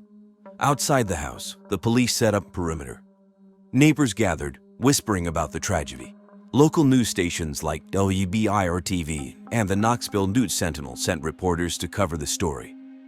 The media presence added pressure on the police to find answers quickly. Detective Bernard called in a forensic team to assist with the investigation. They photographed the scene, collected samples, and searched for any overlooked clues. The team also checked for surveillance footage from nearby homes and businesses, hoping to find any suspicious activity. The police interviewed the Camden family's neighbors. One neighbor mentioned she saw a car she didn't recognize parked near the Camden house the night before. She couldn't recall the make or model but thought it was dark-colored. Another neighbor said he heard arguing coming from the Camden home earlier in the week, but he thought it was just a typical family disagreement you might hear around Thanksgiving. As the investigation continued, Detective Bernard and her team worked around the clock. They reviewed Valerie's phone records, emails, and social media accounts. They wanted to understand her relationships and any possible motives for her murder. The clean crime scene, the lack of forced entry, and the methodical nature of the murder pointed to a calculated and deliberate act. Detective Bernard knew this was just the beginning. They needed to dig deeper into Valerie's life and those closest to her to uncover the truth. Brett Camden, Valerie's 61-year-old second husband, was the first person the police investigated. Brett was an investment fund manager well known in Knoxville's financial circles. Outwardly, he seemed like a loving and supportive husband, but the police had to look deeper. Brett was at work when the police contacted him about Valerie's death. He appeared shocked and distraught, immediately driving to the police station. Detective Bernard met with him in a quiet room, where he slumped into a chair, his face pale. Brett explained that he had left for work early that morning and had no idea what happened to Valerie. He described their marriage as happy, but admitted they had their share of arguments, mostly about money. Valerie was in significant debt, around $200,000, due to the cost of raising her deaf triplets as a single mother. Brett said he tried to help, but it was a constant source of stress. The police asked Brett about his relationship with the triplets. He claimed to care for them deeply, even though he wasn't their biological father. Detective Bernard noted his calm and composed demeanor, but she also sensed he was hiding something. Brett's colleagues at his investment firm described him as a hard worker but very controlling. Some even mentioned he could be manipulative. This raised red flags for Detective Bernard. She dug deeper into Brett's personal life, interviewing friends and neighbors. Rumors surfaced that behind closed doors, Brett was not as loving as he appeared. Some neighbors said they heard loud arguments coming from the Camden house. One of Valerie's friends mentioned that Valerie once showed her a bird mark on her arm, which she claimed Brett had caused with a fireplace poker. The police brought Brett back for further questioning. This time, he seemed more nervous. Detective Bernard asked him directly about the bird marks and the rumors of him being controlling. Brett's calm facade cracked. He denied everything, but his voice was shaky. He insisted that he loved Valerie and would never hurt her. To confirm Brett's alibi, the police reviewed security footage from his office building. It showed Brett arriving at work at 7:00 a.m. as he claimed. However, there was a gap of about 30 minutes when Brett's whereabouts were unaccounted for. With more questions than answers, the police kept Brett under close watch. They needed more evidence to determine if Brett was involved in Valerie's murder. The investigation was far from over. Ethan Camden, one of Valerie's 19-year-old deaf triplets, was the second person the police investigated. Ethan had recently graduated from a school for the deaf and dreamed of becoming a graphic designer. However, he had struggled to find a job and had turned to drugs to cope with the stress and chaos at home. Ethan was known for his shy and reserved nature, often escaping into his art. When the police brought Ethan in for questioning, he looked scared and confused. Detective Bernard communicated with him through a sign language interpreter. She asked Ethan about his relationship with his mother and stepfather. Ethan described his mother as loving and supportive, but his feelings toward Brett were more complicated. He admitted that Brett was controlling and sometimes abusive, but he was too afraid to say anything more. Ethan had a weak alibi for the morning of Valerie's murder. He said he was at home, asleep in his room, but there were no witnesses to confirm this. Detective Bernard asked him about his drug use, and Ethan confessed to using marijuana to deal with his anxiety. He insisted that he would never hurt his mother, tears streaming down his face as he signed his responses. The police searched Ethan's room and found drug paraphernalia, but nothing that directly connected him to Valerie's murder. They also reviewed his social media accounts and phone records, looking for any clues. Ethan's online activity showed a young man struggling with his emotions, but not someone planning a murder. Detective Bernard interviewed Ethan's friends from deaf school. They described him as talented and quiet, often keeping to himself. Some friends mentioned that Ethan had talked about his stepfather's harsh behavior, but never hinted at any violent intentions. The investigation revealed that Ethan had been under immense pressure. The family's financial troubles, combined with the abuse he saw from Brett against his mother, had taken a toll on him. Detective Bernard considered Ethan a potential suspect due to his weak alibi and emotional turmoil, but she needed more concrete evidence. As the police continued to dig into Ethan's background, they found no solid proof linking him to the crime. Detective Bernard's intuition told her that Ethan was more of a victim in this situation, trapped in a toxic household. The focus of the investigation began to shift away from Ethan as new leads emerged. In late November 2018, the investigation into Valerie Camden's murder led the police to a third suspect, Nathan Camden, one of Valerie's triplets. Nathan, 19, was a star athlete on his deaf school's basketball team. His coaches often praised his dedication and talent. Nathan was outgoing, popular, and well-liked by his peers, but he struggled under the pressure of his stepfather's expectations and his need for approval.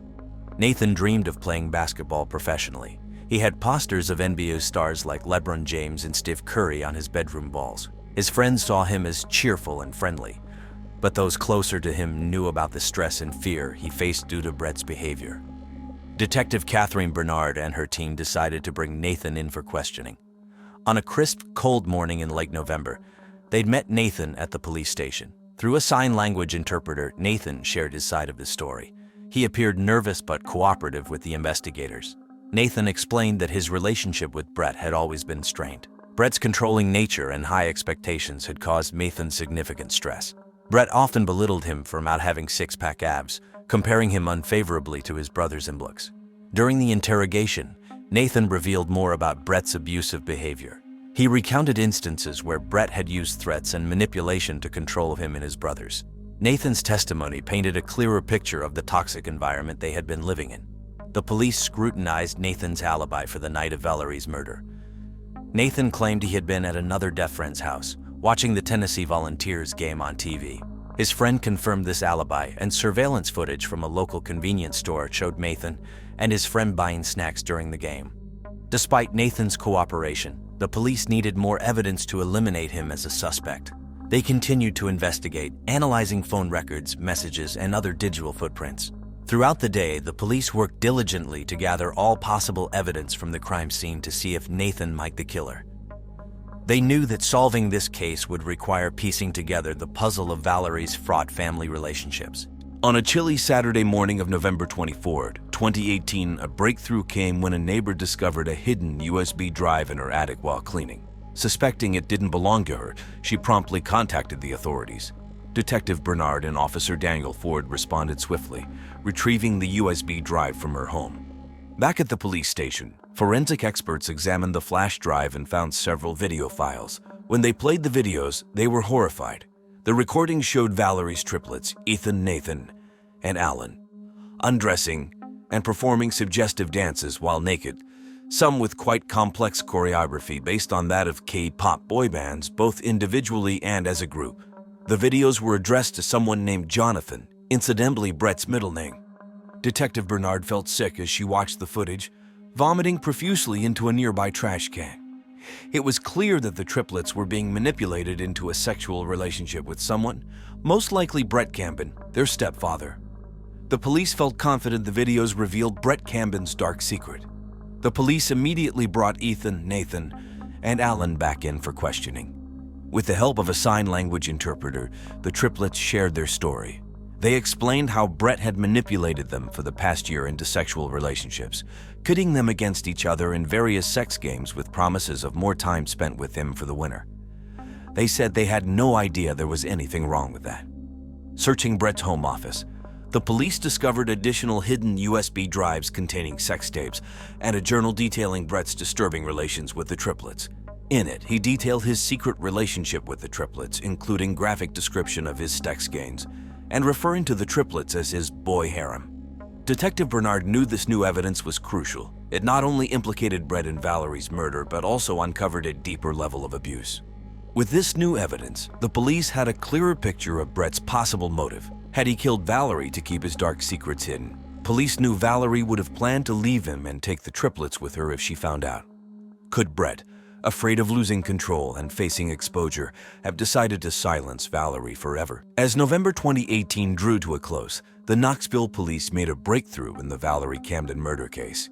After weeks of investigation, the evidence pointed clearly to Brett Camden, Valerie's husband. Brett, 61, worked as an investment fund manager. Outwardly, he appeared to be a supportive and loving spouse, but the evidence painted a horrifyingly different picture. Brett was controlling and manipulative. He used threats and even physical violence to keep Valerie under his control. Even worse, the police uncovered a twisted and abusive sexual relationship between Brett and the triplets. He referred to them as his boy harem, exploiting their vulnerability and deafness to maintain his dominance. Detective Catherine Bernard and her team had pieced together Brett's motive for killing Valerie. Valerie had tired of his abuse and planned to lead Brett and take the triplets with her. Brett, afraid of losing his control and having his dark secrets exposed, decided to silence her forever. On the morning of November 30, 2018, with clear skies and a chilly breeze, the police moved in to arrest Brett Camden. They arrived at his upscale home in Knoxville's affluent neighborhood. Brett was taken by surprise when the officers, led by Detective Bernard, knocked on his door. He tried to maintain his composure, but it was evident he was shocked. Brett was handcuffed and read his rights. He showed little emotion, maintaining a cold and distant demeanor. As he was escorted to the police car, neighbors watched in disbelief. The arrest was a stark contrast to the facade Brett had maintained for so long. Valerie's family, especially her triplets, were relieved but emotionally shattered. They had lived in fear and manipulation for years. The news of Brett's arrest brought a mix of emotions: relief, sadness, and anger. They hoped for justice and a chance to heal from the trauma they had endured.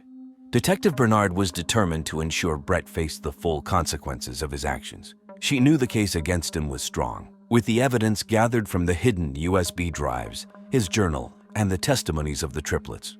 Brett's arrest marked a significant turning point in the investigation. The police had not only solved Valerie's murder, but also uncovered the horrifying abuse her family suffered under.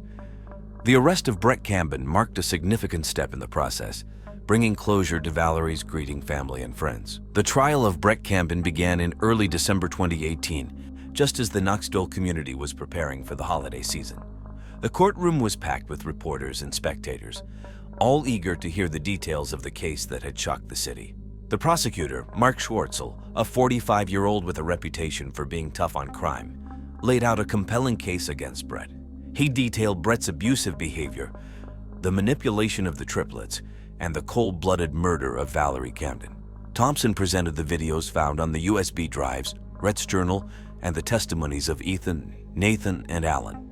The evidence painted a clear picture of Brett's guilt. On the defense side, attorney Lizandra Martinez, 50, known for her tenacity in defending difficult cases, argued that Brett was a loving husband and stepfather who had been wrongly accused. She tried to cast doubt on the triplets' testimonies, suggesting they were influenced by their desire to see Brett punished. However, the overwhelming evidence made it difficult for her to build a strong defense. Throughout the trial, Valerie's family sat in the front row, visibly emotional. The triplets, now free from Brett's control, bravely testified about the abuse they had endured. Their courage moved everyone in the courtroom. The jury deliberated for only a few hours before returning with a verdict. On December 15, 2018, Brett Camben was found guilty of first-degree murder and multiple counts of abuse. The judge sentenced him to life in prison without the possibility of parole. Brett showed little reaction as the verdict was read, maintaining his cold and distant demeanor. The sentencing brought a sense of relief to Valerie's family, but the pain of losing her was still raw. Valerie's sister, Susan, expressed mixed feelings outside the courthouse. "We're grateful for justice, but nothing will bring Valerie back. Our focus now is on helping the boys heal and move forward." The trial's conclusion marked the end of a dark chapter for Valerie's family and the beginning of their journey toward healing. The community rallied around them, offering support and solidarity in the aftermath of their ordeal. After the trial ended in December 2018, life slowly began to move forward for those involved in the Valerie Camben case. The Knoxville community, still shocked by the revelations, came together to support Valerie's triplets, Ethan, Nathan, and Alan. Local organizations, like the Knoxville Center for the Deaf, offered resources and counseling to help them heal. Ethan, the aspiring graphic designer, found solace in his art. He received support from the local art community and even had some of his work displayed at a gallery downtown. He began taking classes at the University of Tennessee, determined to build a future in graphic design despite the trauma he had endured. Nathan, the star athlete, returned to basketball. His teammates and coaches at his deaf school rallied around him, offering encouragement and support. He continued to excel on the court, using the sport as an outlet for his emotions. Nathan also received several college scholarship offers, giving him hope for a brighter future. Alan, the third triplet, focused on his studies. He was always the quietest of the three, but with the support of his friends and family, he began to come out of his shell. He joined a local support group for victims of abuse, where he found comfort in sharing his experiences with others who had faced similar situations. Detective Catherine Bernard, who had led the investigation, was commended for her dedication and thorough work on the case. The Knoxville Police Department recognized her with a special award, and she continued to serve the community with the same commitment and integrity. Brett Camben, now serving a life sentence without parole, had little to say about his conviction. Reports from the prison indicated that he remained isolated and unrepentant. His arrest and trial had stripped away the facade of respectability he had maintained for so long. Valerie's sister, Susan, took on a more active role in the triplets' lives. She became their legal guardian and worked tirelessly to provide a stable and loving home for them. The community's support helped her navigate the challenges of raising three traumatized teenagers. The case left a lasting impact on Knoxville, reminding everyone of the importance of vigilance and support for those in abusive situations. As the triplets began to rebuild their lives, they carried with them the memory of their mother and the hope for a better future. The case of Valerie Cambin's murder is a haunting reminder of the hidden darkness that can lurk behind closed doors. Her strength and resilience continue to inspire those who knew her, while the justice served ensures that her tragic story will not be forgotten. Julie Lewis was 18 years old. She lived in Payette, Idaho, a small town known for its friendly people and beautiful landscapes. Julie was in her senior year of high school and was known for her beauty and intelligence. She dreamed of going to college and starting a new life away from the troubles she faced at home. Julie's life had been tough. Her mother died of cancer when Julie was only 14. This loss left a big hole in her life. Her father, Coney Lewis, was a police officer who worked long hours. Julie often felt lonely and started seeking the company of older men who could offer her the stability and comfort she missed. Some people thought Julie was manipulative, using her looks and charm to get what she wanted. Others believed she was just trying to survive in a world that had not been kind to her. In school, Julie was an honor roll student. Her friends described her as ambitious and determined, always talking about her plans for the future. She wanted to study business at the University of Idaho and one day own her own company. Julie's teachers saw her potential and often praised her hard work and dedication. In the days leading up to her death, Julie was busy preparing for her high school graduation. She bought a new dress for the occasion and was excited about the graduation ceremony. She talked to her friends about their plans for the summer. They planned to visit the local mall, go to the movies, and spend time at the nearby Snake River. Julie also had a part-time job at a local diner where she saved up money for college. She was well-liked by her coworkers and customers for her friendly and outgoing personality. Despite her troubles, Julie tried to stay positive. She had a close-knit group of friends who supported her. They often hung out at local spots like the Payette Skate Park and the community swimming pool. Julie was also involved in her school's drama club, where she enjoyed acting and working behind the scenes. Julie's dreams were big, but her life was cut short. She had plans and ambitions, but she never got the chance to see them through. Her death shocked the small town of Payette, leaving everyone wondering what could have been. On the morning of June 5, 2012, Tony Lewis came home after his night shift as a police officer. Comey expected to find his daughter Julie still asleep. Instead, he found a horrifying scene. Julie's lifeless body was on the floor of her bedroom. The room was in disarray, with items scattered everywhere. Julie had been brutally attacked. She was bludgeoned with a rock from outside their home and then strangled with a belt. Tony was shocked and devastated. He could hardly believe what he was seeing. Fighting through his grief and panic, Tony called 911 to report the crime. His voice trembled as he told the dispatcher what had happened. Despite his training and experience as a police officer, nothing could have prepared him for this. The news of Julie's murder spread quickly through the small town of Payette. Payette hadn't seen a murder in over 20 years, and the community was in shock. Julie was well known and liked by many. Her death was a terrible blow to the town. When the first responders arrived, they found Tommy outside, distraught and in tears. The sight inside Julie's room was gruesome. Blood was spattered on the walls, and the signs of a struggle were clear. Julie's face was bruised, and there were ulcers around her neck from the belt used to strangle her. The rock used in the attack lay nearby, covered in blood. The paramedics pronounced Julie dead at the scene. Tony could only watch in despair as they did their job. He was overwhelmed with grief, unable to comprehend how someone could do this to his daughter. Neighbors started to gather outside the Lewis home, drawn by the flashing lights of the police cars and ambulances. They whispered among themselves, trying to understand what had happened.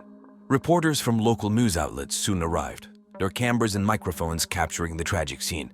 They interviewed some of the neighbors, who spoke of their shock and sadness. Julie's friends and classmates were devastated by the news. Many of them had seen her just the day before at school, laughing and talking about their future plans. Now those plans would never come true. The school counselors were brought in to help the students cope with their grief. The entire town mourned the loss of a bright, Young life taken too soon. The police arrived quickly at the Lewis home on the morning of June 5, 2012. Leading the investigation was Detective Kelly Breezy Roberts, a seasoned investigator known for her thoroughness and dedication. She had solved many tough cases in her career and was determined to find justice for Julie. The crime scene was horrific. Julie's bedroom was in chaos, with items strewn everywhere. Blood spattered the walls and signs of a violent struggle were evident. Julie's body lay on the floor, her face bruised and neck, marked from the belt used to strangle her. The rock used to bludgeon her lay nearby, covered in blood. Detective Roberts and her team began their meticulous work. Detective Roberts, along with Officer Olson Benson, a local officer with 15 years on the force, started by securing the area to prevent contamination of evidence. They took photos of the entire scene, capturing every detail. They used luminol to detect any hidden bloodstains and collected fingerprints from various surfaces. The investigators also bagged the rock and belt as key pieces of evidence. Detective Roberts noticed several things right away. The window in Julie's room was slightly open, suggesting someone might have entered or exited through it. There were scratches on the windowsill, possibly from the killer climbing in or out. Outside, footprints in the garden soil indicated someone had recently been there. The team interviewed Tony Lewis, who was still in shock. He recounted finding Julie and calling 911. His grief was palpable, and Detective Roberts felt his pain as a father. Despite his emotional state, Tony provided all the information he could, hoping it would help catch his daughter's killer. The local news outlets, including the Payette Times, covered the story extensively. Reporters interviewed residents and followed every development closely. The town was gripped by fear and sadness, unable to believe such a brutal crime could happen in their peaceful community. As the investigation continued, Detective Roberts and her team worked tirelessly. They analyzed the evidence collected, hoping to find clues that would lead them to the murderer. They checked for any connections Julie might have had with known criminals and looked into her recent activities. The community's support for the police was strong. People brought food and coffee to the officers working long hours. Local businesses put up posters offering rewards for information leading to the arrest of Julie's killer. The town of Payette, once quiet and serene, now united in their quest for justice. The first suspect the police investigated was Harold Henderson. Harold, aged 70, was a retired used car salesman who lived in Payette. He was well known in the town for his flashy personality and competitive nature. Despite his age, Harold had a reputation for being charming and wealthy, making him popular in the local social scene. He was a widower, living alone in a large house filled with memorabilia from his younger days. Harold's connection to Julie Lewis came to light quickly. It was discovered that he had been romantically involved with Julie. Some residents of Payette knew about their relationship and whispered about the odd pairing. Harold's interest in Julie raised eyebrows, but in a small town, people often keep secrets.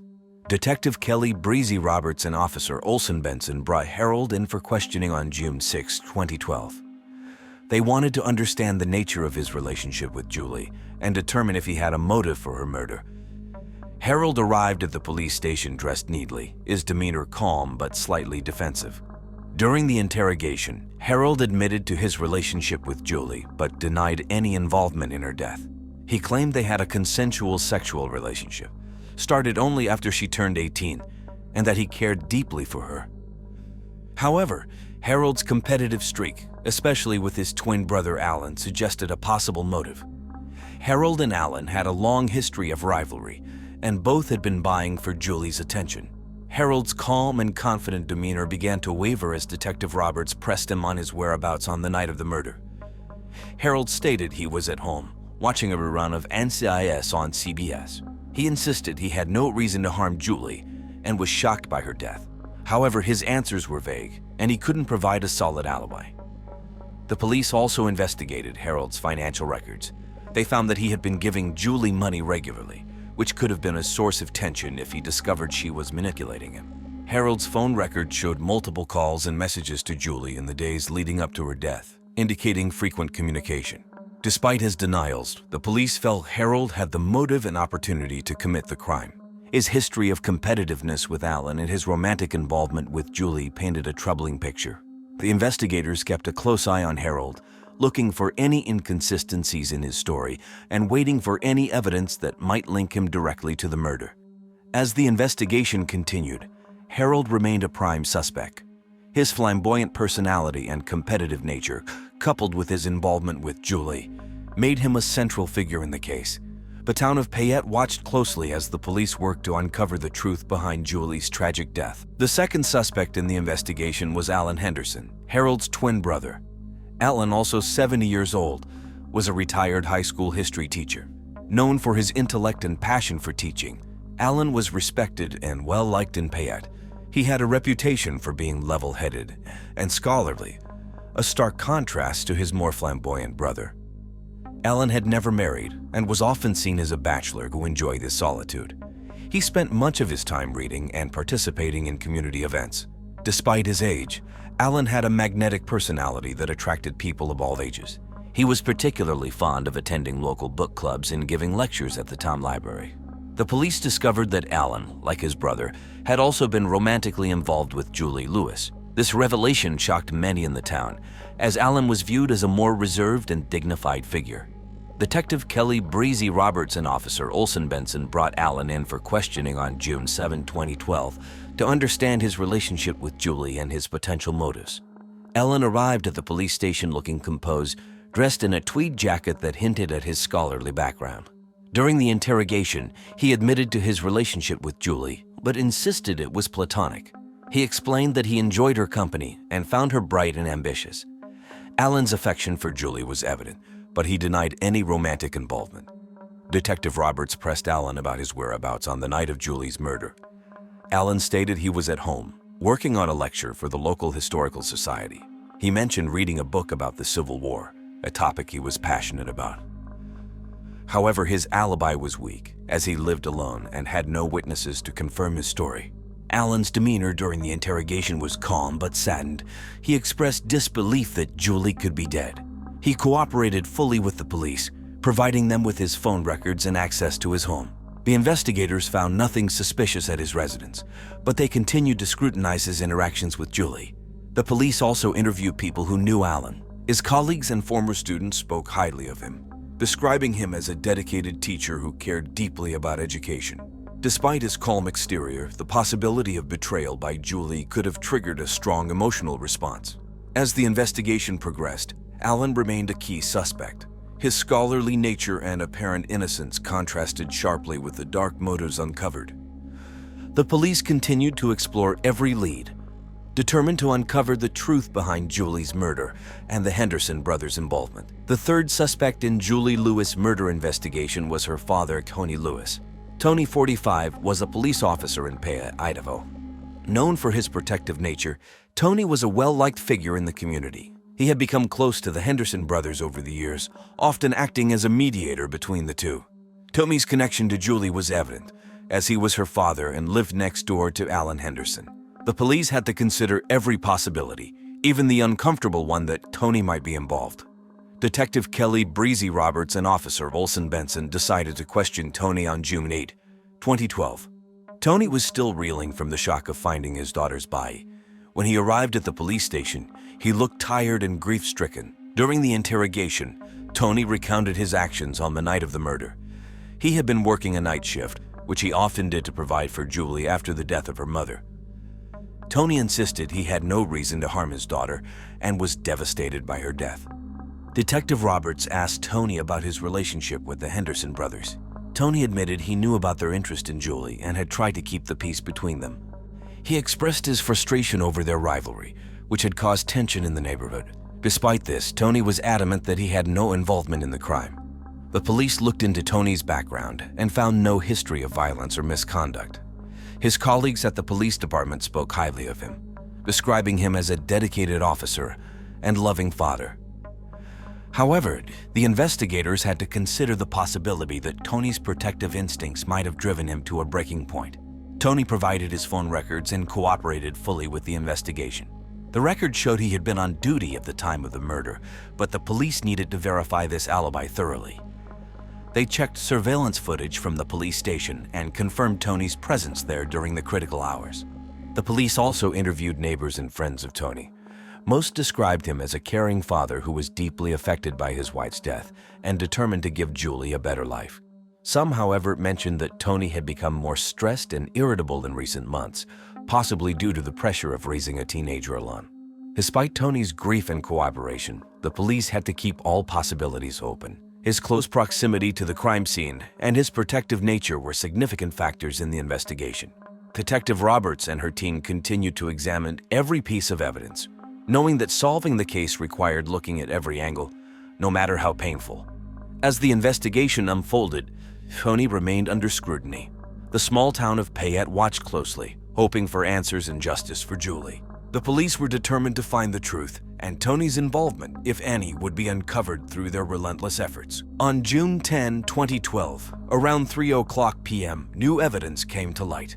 The weather was warm and sunny, typical for Payette in early summer. Detective Kelly Breezy Roberts received a call from a local hiker who had found something unusual near the Snake River. He had been walking his dog when he noticed a small bag hidden under some rocks. Detective Roberts and Officer Olsen Benson rushed to the scene. They found a small black bag containing a blood-stained shirt and a pair of gloves. The items were immediately taken into evidence. The police believed these items could be crucial in solving Julie's murder. Back at the station, the forensic team examined the evidence. The blood on the shirt matched Julie's. This was a significant breakthrough. The gloves were tested for fingerprints, and the results came back with a match to Harold Henderson. This finding shifted the focus back to Harold, who had previously denied being near the crime scene. Detective Roberts and her team re-examined Harold's alibi. They discovered inconsistencies in his story. Further analysis of his phone records showed he had been near Julie's house at the time of the murder, contradicting his claim of being at home watching TV. The new evidence prompted the police to search Harold's home again. This time, they found a hidden compartment in his garage with several items that raised suspicion, including a second pair of gloves and a belt similar to the one used to strangle Julie. These discoveries painted a clearer picture of Harold's involvement. As the investigation deepened, the police interviewed more witnesses. They found out that Harold had been seen arguing with Julie the day before her death. A neighbor, Mrs. Carter, reported hearing raised voices and seeing Harold leave Julie's house looking angry. With the new evidence, Detective Roberts felt confident they were closing in on the truth. The police brought Harold in for another round of questioning. This time, his demeanor was less confident. Confronted with the evidence, Harold became defensive and struggled to maintain his earlier calmness. The forensic team continued to analyze the evidence, looking for any additional clues. They used advanced techniques like DNA testing and fiber analysis to ensure nothing was overlooked. The detailed investigation paid off as more links between Harold and the crime were uncovered. By the end of the week, the police were confident they had enough evidence to make an arrest. The discovery of the bag near the Snake River had been the breakthrough they needed.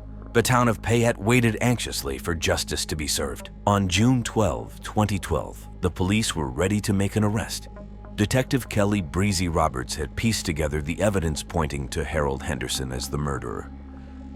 Harold, 70, was a retired used car salesman known for his flamboyant personality and competitive nature. His charm and wealth made him a popular figure in Payette, but his rivalry with his twin brother Alan and romantic involvement with Julie Lewis revealed a darker side. Harold had been competing with Alan for Julie's affection. He had given Julie money regularly and felt betrayed when he discovered her plan to blackmail him and Alan. On the night of June 4, Harold confronted Julie at her home. The argument turned violent, leading Harold to bludgeon her with a rock he found outside and strangle her with a belt. Driven by anger and betrayal, Harold committed the brutal murder. Detective Roberts had discovered inconsistencies in Harold's alibi and found crucial evidence, like the blood-stained shirt and gloves, linking him to the crime. The DNA and fingerprints on the gloves match Harold's, and the blood on the shirt was Julie's. Surveillance footage also placed Harold near Julie's house at the time of the murder. On the morning of June 12, Detective Roberts and Officer Olsen Benson went to Harold's house to arrest him. They arrived at 9:00 a.m., and Harold was at home. When they told him he was under arrest for Julie's murder, Harold looked shocked but didn't resist. He was handcuffed and taken to the police station. At the station, Harold was formally charged with murder. His reaction was one of disbelief and anger. He insisted he was innocent, claiming the evidence was planted. Despite his protests, the overwhelming evidence convinced the police of his guilt. Julie's father, Tony Lewis, was informed about the arrest. He was devastated but relieved that the police had found the person responsible for his daughter's death. The town of Payette, which had been closely following the investigation, felt a mix of shock and relief. They couldn't believe someone they knew so well could commit such a heinous crime. As Harold was taken into custody, the town hoped for justice for Julie. Her friends and family gathered to support each other, remembering Julie for her beauty, intelligence, and dreams of a better future. The arrest brought some closure, but the pain of losing Julie would remain with them forever. The evidence against Harold was strong, and the police were confident they had the right person. The case now moved to the courts, where Harold would face trial for his actions. The community waited anxiously for the trial, hoping for a verdict that would bring justice for Julie. Harold Henderson's trial began on July 15, 2012, in Payette County Court. The courtroom was filled with Julie Lewis' family and local residents eager to see justice served. The case received extensive coverage from local news outlets, including the Payette Times and KTVB Channel 7, which kept the community updated on the trial's progress. The prosecutor, Emily Hackle Matchwork, 38, was known for her strong courtroom presence and dedication to seeking justice. Hackle Matchwork argued that Harold Henderson was guilty of brutally murdering Julie Lewis. She presented a clear case, showing evidence such as the blood-stained shirt and gloves found near the Snake River, Harold's fingerprints on the murder weapon, and surveillance footage placing him at Julie's house on the night of the crime. Hackle Matchwork described the crime as an act of rage and betrayal, emphasizing how Harold's rivalry with his twin brother and his manipulative behavior towards Julie led to her tragic death. The defense attorney, Drew Nils, 45, was a respected lawyer with a reputation for defending high-profile cases. Nils argued that the evidence against Harold was circumstantial and that his client was being falsely accused. He suggested that Harold's emotional state and previous arguments with Julie did not prove guilt. Mills attempted to cast doubt on the prosecution's evidence, arguing that it was possible someone else could have committed the murder. Julie's family attended the trial every day. Her father, Tony Lewis, appeared exhausted but resolute. He was seen comforting Julie's friends and family, who were deeply affected by the trial. The emotional weight of the case was evident as testimonies about Julie's life and dreams were presented in court. After several weeks of testimony and evidence, the jury deliberated and reached a verdict on August 5, 2012. Harold Henderson was found guilty of first-degree murder. The verdict was met with a mixture of relief and sorrow from the courtroom. Julie's family, while devastated by her loss, felt the sense of justice had been achieved. Sentencing took place on August 12, 2012. Harold was sentenced to life in prison without the possibility of parole. The judge, Honorable David Thompson, stated that the crime was particularly heinous due to its brutality and the betrayal involved. The sentence was seen by many as a fitting punishment for the crime. The trial's conclusion had a profound impact on the community. Payette, a town that had not seen such a violent crime in years, was left to heal. Julie's friends and family continued to honor her memory, focusing on her dreams and aspirations rather than the tragic end of her life. The case served as a stark reminder of the impact of violence and the importance of justice in a close-knit community. After Harold Henderson's trial and sentencing, life in Payette, Idaho, began to slowly return to normal. The town had been deeply affected by Julie Lewis' murder and the dramatic court case that followed. Payette, known for its close-knit community and small-town charm, was shaken by the violence and the betrayal that came to light. Julie's father, Tony Lewis, continued to cope with the loss of his daughter. He took a leave of absence from his job as a police officer to focus on his grief and to support Julie's memory. Tony began speaking at local schools about the importance of communication and the dangers of manipulation, hoping to prevent similar tragedies in the future. His efforts were met with support from the community, who admired his strength and resilience. Harold Henderson's life took a dramatic turn after his conviction. He was transferred to the Idaho State Penitentiary, where he began serving his life sentence. Harold's high-profile case and the nature of his crime made him a notable inmate, but he kept a low profile in prison. His flamboyant personality and competitive nature were replaced by a more subdued and reflective demeanor. The prison system provided Harold with counseling, but it did little to ease the weight of his actions. Alan Henderson, Harold's twin brother, also had to deal with the aftermath. Though he was cleared of any involvement in Julie's murder, the case had taken a toll on him emotionally. Alan withdrew from the social scene and focused on personal reflection. He continued to live in Payette, where he was known for his quiet and reserved nature. The community remained supportive of Alan, understanding that he had been a victim of his brother's actions as much as Julie's family had been. As time passed, Payette slowly moved forward. The town's recovery was marked by a sense of healing and unity, with residents coming together to support one another. The memory of Julie Lewis lived on through the scholarship and charity events, reminding everyone of her life and the impact of her tragic death. Kyle Ellerby was an 18-year-old high school senior from Carbondale, Illinois, known for his bright future both on and off the football field. As the star quarterback of Carbondale Community High School's football team, Kyle was admired by his classmates and respected by his coaches. His athletic talent had earned him the nickname Golden Boy among his peers, and he was often featured in local sports reports. He had dreams of playing college football, and several universities had shown interest in recruiting him. Kyle lived with his parents, Richard Ralph Ellerby, 48, and Cindy Ellerby, 45, in a comfortable suburban home. Ralph, a sales manager, was a former athlete himself, having once been a promising football player before a knee injury ended his sports career. He poured his unfulfilled ambitions into Kyle, pushing him to excel in football. Cindy, once vibrant and full of life, had become increasingly withdrawn, battling alcoholism and feelings of inadequacy. The pressure of maintaining appearances weighed heavily on the family, particularly on Kyle, who felt the burden of living up to his father's high expectations. Despite his confident exterior, Kyle was a deeply sensitive young man. He struggled with his sexual identity, a secret he kept hidden from everyone, including his closest friends. The only person who knew the truth was his football coach, Robert J. McMurdo, with whom Kyle had developed a secret sexual relationship. The relationship was a source of both comfort and stress for Kyle, who feared the consequences if their affair were ever discovered. In the days leading up to his death, Kyle was focused on his future. He was preparing for final exams and looking forward to graduation. He spent hours practicing on the football field, determined to secure a college scholarship.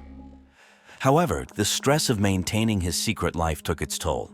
Friends noticed he seemed distracted and more withdrawn than usual. His normally bright smile was replaced by a look of worry.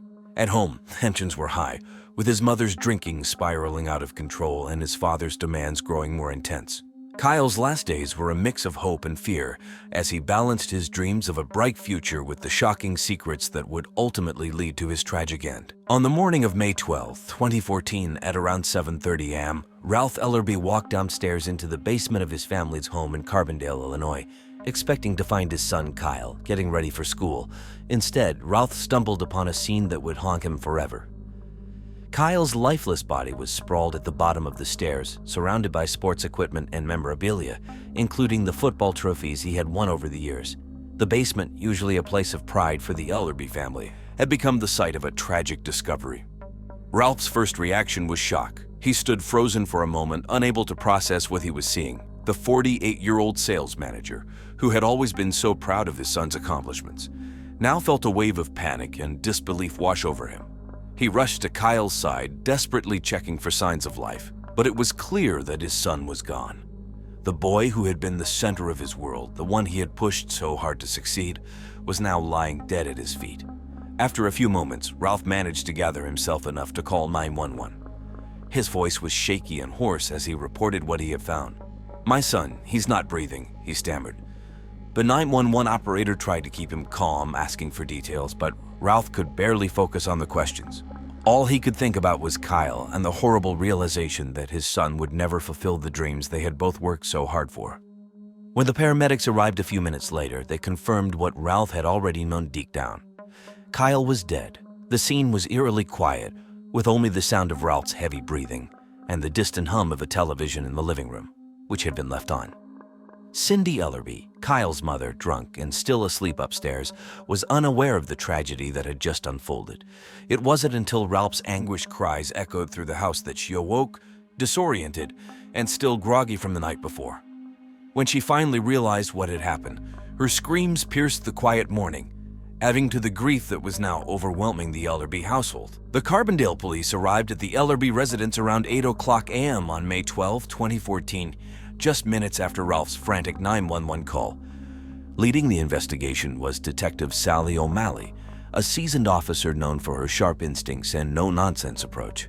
O'Malley, 42, had been with the Carbondale Police Department for over 15 years and had handled her fair share of tough cases, but the death of a popular high school quarterback like Kyle Ellerby was sure to be one of the most challenging. When O'Malley and her team entered the basement, they found a scene that didn't quite add up. Kyle's body lay at the foot of the stairs, with a large football trophy nearby.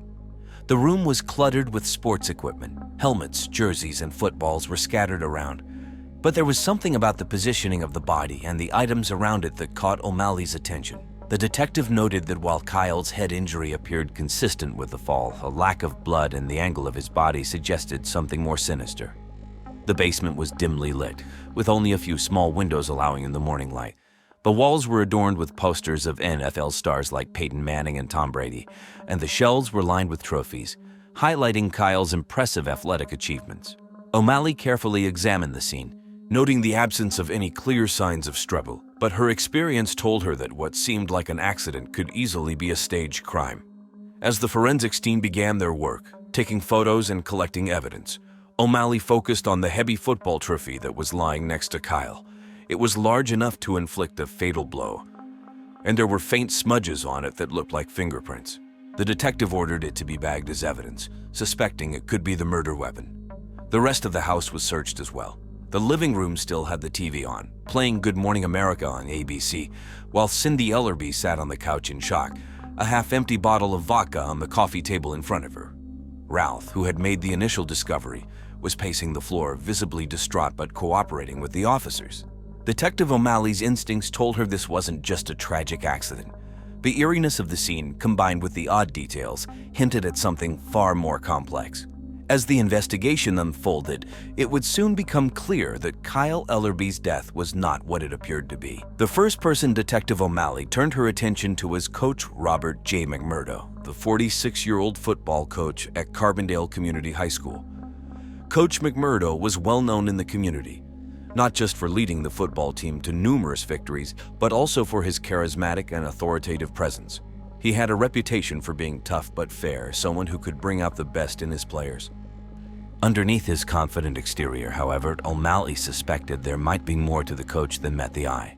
At the police station, McMurdo was cooperative but clearly nervous. He sat across from Detective O'Malley in a small, dimly lit interrogation room. The walls were bare, and the only sound was the faint hum of the air conditioning. O'Malley began the interview by asking McMurdo about his relationship with Kyle. The coach spoke fondly of the young man, describing him as one of the most talented and dedicated players he had ever coached.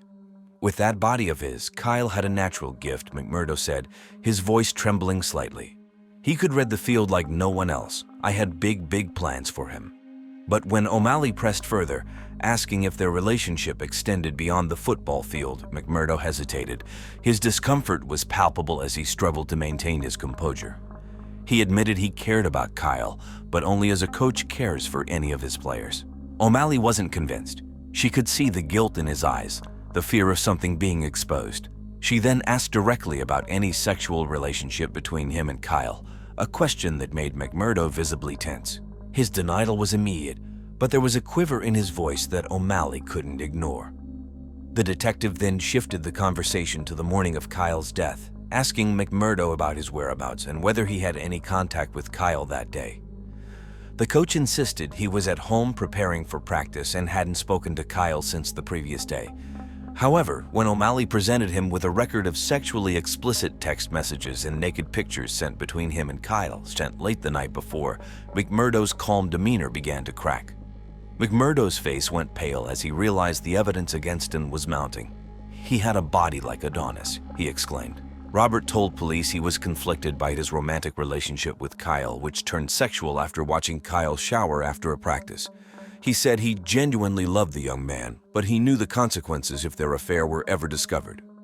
Throughout the interrogation, McMurdo maintained his innocence, but his nervousness only grew. He repeatedly wiped his forehead with a handkerchief, his hands shaking slightly. Despite his efforts to appear in control, it was clear that the pressure was getting to him. O'Malley knew she had rattled him, but she also knew that without a confession or more concrete evidence, she couldn't arrest him just yet. The interrogation ended with McMurdo being released, but not before O'Malley made it clear that he was now a prime suspect in the investigation. Next, Detective Sally O'Malley turned her attention to Richard Ralph Ellerby, Kyle's 48-year-old father. Ralph was a sales manager at a local auto dealership and a well-known figure in Carbondale. He had a reputation as a proud, ambitious man who lived vicariously through his son's accomplishments. Once a star high school athlete himself, Ralph's football career was cut short by a knee injury. He had channeled all his unfulfilled dreams into Kyle, pushing him to excel on the football field. On the morning of Kyle's death, Ralph's reaction was intense. He was visibly distressed and kept asking the officers what had happened to his son. According to witnesses, he seemed more agitated than heartbroken. His concern focused on how this tragedy might affect Kyle's legacy and the family's reputation. During his interview with O'Malley, Ralph was cooperative but defensive. He spoke proudly of Kyle's achievements, emphasizing how much he had invested in his son's future. Kyle was destined for greatness, Ralph said, his voice thick with emotion. He was gonna go all the way to the NFL, and I was going to make sure of it. But as the conversation shifted to Kyle's personal life, Ralph's tone changed. He became evasive, particularly when O'Malley asked about Kyle's relationship with Coach McMurdo. O'Malley had already discovered that Ralph's and McMurdo's relationship was sexual. Ralph often attended practices, games, and even team meetings where he and the coach would discuss Kyle's progress and future. When asked if he knew about Kyle's sexual involvement with McMurdo, Ralph hesitated. He eventually admitted that he had heard rumors, but insisted he didn't believe them. However, O'Malley wasn't entirely convinced. She had evidence suggesting that Ralph knew more than he was letting on. Text messages between Ralph and McMurdo, found on Ralph's phone, vividly showed that he was aware of the relationship between his son and the coach, even planning dates for him and offering to be a lookout. In one exchange, Ralph even congratulated the coach, telling him that his sex with Kyle must have been behind his 3 touchdowns during a previous game. Despite Ralph's efforts to appear calm and collected, O'Malley noticed cracks in his composure. His voice would occasionally waver, and he seemed unusually anxious when discussing certain topics. The detective suspected that Ralph's deep-seated homophobia and fear of scandal had created a volatile mix of emotions that he was struggling to keep under control. As the interview concluded, O'Malley couldn't shake the feeling that Ralph was hiding something. His refusal to fully acknowledge the possibility of his son's involvement with Coach McMurdo, coupled with his obvious discomfort, made him a person of interest in the ongoing investigation. The final suspect on Detective Sally O'Malley's list was Cindy Ellerby, Kyle's 45-year-old mother. Cindy had once been a vibrant woman, a formed teen beauty queen with a lively personality. But by May of 2014, she had become a shadow of her former self, struggling with alcoholism and deep-seated feelings of sexual inadequacy. Her marriage to Ralph had grown strained and loveless, and she often felt overlooked in her own home, especially as Ralph focused all his attention on Kyle's football career. Cindy's descent into alcohol abuse had become well known in the community. Neighbors frequently saw her at the local liquor store, often buying bottles of cheap vodka. Her drinking had escalated to the point where she was rarely sober, leading to erratic behavior that further isolated her from friends and family. Cindy's relationship with Kyle had also deteriorated. She resented the pressure placed on him by Ralph and was deeply jealous of the close bond between Kyle and his father. On the morning of Kyle's death, Cindy had been at home. When the police arrived, they found her in a state of hysteria, alternating between sobbing uncontrollably and shouting incoherently. Her disheveled appearance and the smell of alcohol on her breath raised immediate concerns among the officers on the scene. During her interview with Detective O'Malley, Cindy was unstable and emotional. She fluctuated between anger and sadness, her responses often incoherent. O'Malley asked about Cindy's relationship with Kyle, and Cindy's answers were evasive. "Kyle was my baby," she said repeatedly, but when pressed for details about their interactions in the days leading up to his death, she struggled to provide clear answers. O'Malley also inquired about Cindy's relationship with Coach McMurdo. Cindy's reaction was telling. Her face twisted in anger, and she accused her son of taking away Coach McMurdo from her. Kyle had the mind of a hussy and the body of Tom Brady. She spat out, her words dripping with bitterness. "Why did he have to take my man?" As the interview progressed, Cindy became increasingly agitated, especially when O'Malley suggested that Kyle's death might not have been an accident. Cindy's mood swings and erratic behavior made it difficult to get a coherent narrative from her. However, O'Malley noted that Cindy's anger toward McMurdo and her jealousy of Kyle's relationship with his father seemed to be driving her emotional outbursts. Despite her unstable demeanor, Cindy remained a person of interest. O'Malley couldn't ignore the possibility that Cindy's deep-seated resentments and her deteriorating mental state might have played a role in Kyle's death. The detective left the interview with more questions than answers, but one thing was clear. Cindy Ellerby's troubled past and volatile emotions made her a key figure in this tragic case. On May 18, 2014, just a week after Kyle Ellerby's tragic death, a startling new development shook the town of Carbondale. It happened during Kyle's memorial service, held at the local high school gymnasium, where hundreds of mourners gathered to pay their respects. The atmosphere was heavy with grief, but it was Ralph Ellerby's unexpected outburst that left everyone in shock. Ralph, visibly intoxicated and overcome with emotion, stood up in the middle of the service. His words were slurred, but the message was clear. He confessed to knowing that his wife, Cindy Ellerby, had killed their son. Ralph revealed that he had helped Cindy stage the scene to look like an accident in a desperate attempt to protect their family from scandal. The crowd was stunned into silence, unable to process the magnitude of his admission. Detective Sally O'Malley, who had been attending the service to observe the family's behavior, immediately knew the investigation had just taken a critical turn. After Ralph's confession, the Carbondale Police Department quickly responded, taking Ralph into custody for further questioning. The police returned to the Ellerby household, this time with a clearer understanding of what they were looking for. Inside the home, they revisited the basement where Kyle's body had been found. With Ralph's confession in mind, the officers searched for any evidence that could corroborate his story. They discovered traces of blood that had been poorly cleaned, as well as additional fragments of the shattered trophy that had been missed during the initial investigation. Forensic experts re-examined the evidence, confirming that the blood found at the scene matched Kyle's DNA. Ralph's confession, combined with the physical evidence, painted a grim picture of the events leading up to Kyle's death. It was now evident that Cindy had struck Kyle with the trophy in a fit of rage, and that Ralph had assisted her in covering up the crime. The community was left reeling from Ralph's shocking revelation. What had once been seen as a tragic accident was now understood to be a brutal murder, meticulously concealed by the very people who should have protected Kyle the most. This new evidence and Ralph's confession brought the investigation to a critical juncture, setting the stage for a shocking arrest. Following Ralph Ellerby's shocking confession at his son Kyle's memorial service, the Carbondale Police Department wasted no time in moving forward with the investigation. On May 20, 2014, just 48 hours after Ralph's admission, the police officially identified Cindy Ellerby as the prime suspect in Kyle's murder. Cindy, a 45-year-old homemaker struggling with alcoholism, had long been a troubled figure in the community. Her erratic behavior and strained relationship with Kyle had not gone unnoticed by neighbors and friends, but the truth of her involvement in his death was still a bitter pill for many to swallow. Detective Sally O'Malley led the charge to bring Cindy into custody. The team assembled at the Ellerby household early that morning. The atmosphere was tense, with overcast skies matching the somber mood of the officers. When they arrived at the door, Cindy answered, looking disheveled and weary, as if she had aged years in the days since the memorial. Without much resistance, Cindy was placed under arrest. The weight of the moment seemed to hit her all at once, and she broke down in tears, not out of surprise, but out of resignation. She knew that the truth had finally caught up with her. As Cindy was escorted to the police car, the neighborhood was eerily quiet, with only the distant hum of morning traffic breaking the silence. Inside the station, she was formally charged with the murder of her son, Kyle Ellerby. During her initial interrogation, Cindy was emotional but cooperative, providing a detailed account of the events leading up to the murder. She admitted that on the night of Kyle's death, she had been drinking heavily. An argument with Kyle had escalated, fueled by her smoldering jealousy over his sexual relationship with Coach Murdo. In a blind rage, she grabbed one of Kyle's football trophies and struck him with it, killing him instantly. Cindy explained how Ralph, upon discovering what she had done, decided to help her stage the scene as an accident.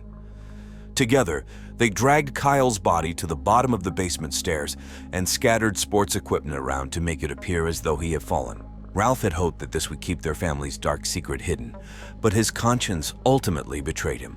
The arrest of Cindy Ellerby sent shockwaves through the community. For the Ellerby family, once admired for their success and unity, the reality of their downfall was now laid bare. The reactions of those close to Kyle were a mix of anger, sorrow, and disbelief. a struggle to comprehend how a mother could commit such a heinous act against her own child. Cindy Ellerby's trial for the murder of her son, Kyle Ellerby, began in late August 2014 at the Jackson County Courthouse in Carbondale, Illinois. The case quickly became the talk of the town, with local media outlets like the Southern Illinoisan covering every detail. The courtroom was packed with spectators, many of whom had known the Ellerby family for years and were eager to see justice served. The prosecution, led by District Attorney Mark Armthorpe, a seasoned 50-year-old attorney known for his tough stance on violent crimes, argued that Cindy's actions were premeditated. He painted a picture of a woman consumed by jealousy and anger, unable to cope with her son's relationship with Coach Robert J. Murdo. Armthorpe emphasized the brutality of the crime, noting that Cindy had not only killed her son but had also gone to great lengths to cover up the murder with the help of her husband, Ralph. The prosecution's case was bolstered by forensic evidence and Ralph's confession, both of which left little room for doubt. On the defense side, attorney Linda Caldwell Blankenship, a 45-year-old public defender with a reputation for taking on difficult cases, argued that Cindy's actions were not premeditated but rather the result of a momentary lapse in judgment fueled by alcohol and emotional distress. Caldwell Blankenship sought to portray Cindy as a victim of her circumstances, a woman struggling with addiction and mental health issues, overwhelmed by the pressures of her life. She pleaded for leniency, arguing that Cindy's actions were not those of a cold-blooded killer, but of a deeply troubled individual who needed help, not harsh punishment. Throughout the trial, Kyle's friends and teammates attended in support of the Ellerby family, their faces reflecting the pain and confusion of losing a beloved friend under such tragic circumstances. The jury deliberated for just 2 days before returning with a verdict: guilty of second-degree murder. Cindy Ellerby was sentenced to 25 years in prison without the possibility of parole. The verdict brought some measure of closure to Kyle's friends and family, but the impact of the trial was profound. Cindy's sentencing left the community divided. Some felt that justice had been served, while others believed the punishment was too harsh for a woman who had clearly been struggling with her own demons. For Ralph Ellerby, the trial marked the final unraveling of his family, leaving him to face the consequences of his own complicity in Kyle's death. In the aftermath of Cindy Ellerby's trial, life in Carbondale, Illinois would never be the same for those involved. Cindy, now serving a 25-year sentence at Logan Correctional Center, had little contact with the outside world. Her time in prison was marked by isolation and regret as she grappled with the consequences of her actions. The once vibrant woman who had been a familiar face at high school football games was now a shadow of her former self, lost in the routine of prison life. Ralph Ellerby, Kyle's father, was left to pick up the pieces of his shattered life. He sold the family home, unable to bear living in the place where his son had died. Ralph moved to a small apartment on the outskirts of town, where he continued to struggle with his guilt. He had lost not only his son and wife, but also the respect of the community. Ralph, who had once been a prominent figure in Carbondale, found himself alienated and alone, with only his memories for company. His battle with alcohol worsened, and he rarely left his apartment, becoming a recluse. Coach Robert J. Murdo, who had been at the center of the scandal, resigned from his position at the high school. The revelation of his relationship with Kyle Ellerby had destroyed his career.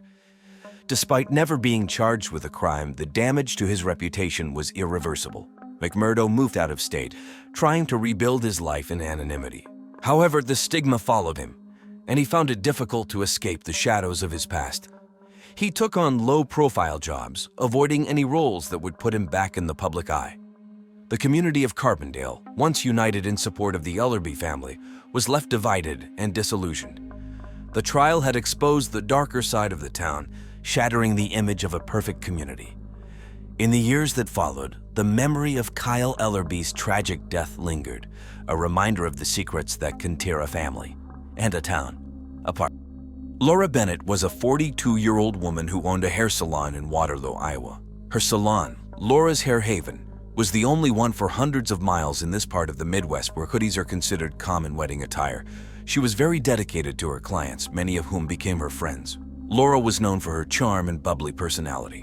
She always greeted everyone with a smile and made them feel welcome. Laura was also an active member of the community. She often volunteered at local shelters and participated in neighborhood events. She organized fundraisers and charity events, always looking for ways to help others. Laura was passionate about her work and her family. She loved styling hair and dreamed of expanding her salon business. She hoped to open a second location in the nearby town of Cedar Rapids. Laura lived in a cozy house on Maple Street with her husband, Mark Bennett. Mark, 45, was the coach of the local high school basketball team. The couple had been married for 20 years and celebrated their anniversary just a week before Laura's death. They had no children but were very close to their nieces and nephews, often hosting family gatherings at their home. Laura's family included her parents, John and Mary Turner, who lived in Cedar Rapids, and her younger sister, Jewel, who worked as a teacher. Laura and Jewel were very close, often spending weekends together shopping or watching movies. Laura's friends described her as caring and always willing to lend a hand. She was the type of person who remembered birthdays and always sent a card. On August 13, 2009, Laura spent the day at her salon, working with clients and catching up with friends. That evening, she went home to have dinner with Mark. They watched TV together, enjoying their favorite show, The Big Bang Theory. Laura was looking forward to a busy week ahead, filled with appointments at the salon and plans for the upcoming fundraiser. Laura's sudden and tragic death left the community in shock. Everyone who knew her felt a deep loss, and many wondered who could have wanted to harm such a kind and caring person. On August 14, 2009, at 8:00 a.m., it was a bright and sunny morning in Waterloo, Iowa. Mark Bennett, Laura's husband, woke up and went downstairs. As he entered the living room, he saw Laura lying on the couch. At first, he thought she was just sleeping, but something didn't seem right. She wasn't moving and looked very pale. Mark's heart raced as he walked closer and tried to wake her up. When she didn't respond, he panicked and grabbed the phone to call 911. His voice was shaky and full of fear as he spoke to the operator. My wife, she won't wake up. I think something's wrong. Please, send help. Sir, can you tell me your address? Please hurry. The operator assured him that help was on the way and instructed him to check if Laura was breathing. Mark followed the instructions, but there was no sign of life. He felt helpless and scared as he waited for the paramedics to arrive. Within minutes, an ambulance pulled up to the Bennett home, followed by a police car. The paramedics rushed in and quickly assessed Laura's condition. Unfortunately, it was too late. Laura was pronounced dead at the scene. The paramedics tried to comfort Mark, who was in shock and couldn't believe what was happening. News of Laura's death spread quickly through the small town. Neighbors gathered outside the Bennett home, whispering and speculating about what could have happened. Laura was well known and loved in the community, and her sudden death left everyone in shock. Laura's body was taken to the medical examiner for an autopsy to determine the cause of death. As the day went on, the reality of the situation began to sink in for Mark and the community. A beloved member of their town was gone, and everyone wanted answers. The Waterloo Police Department arrived quickly at the Bennett home on August 14, 2009.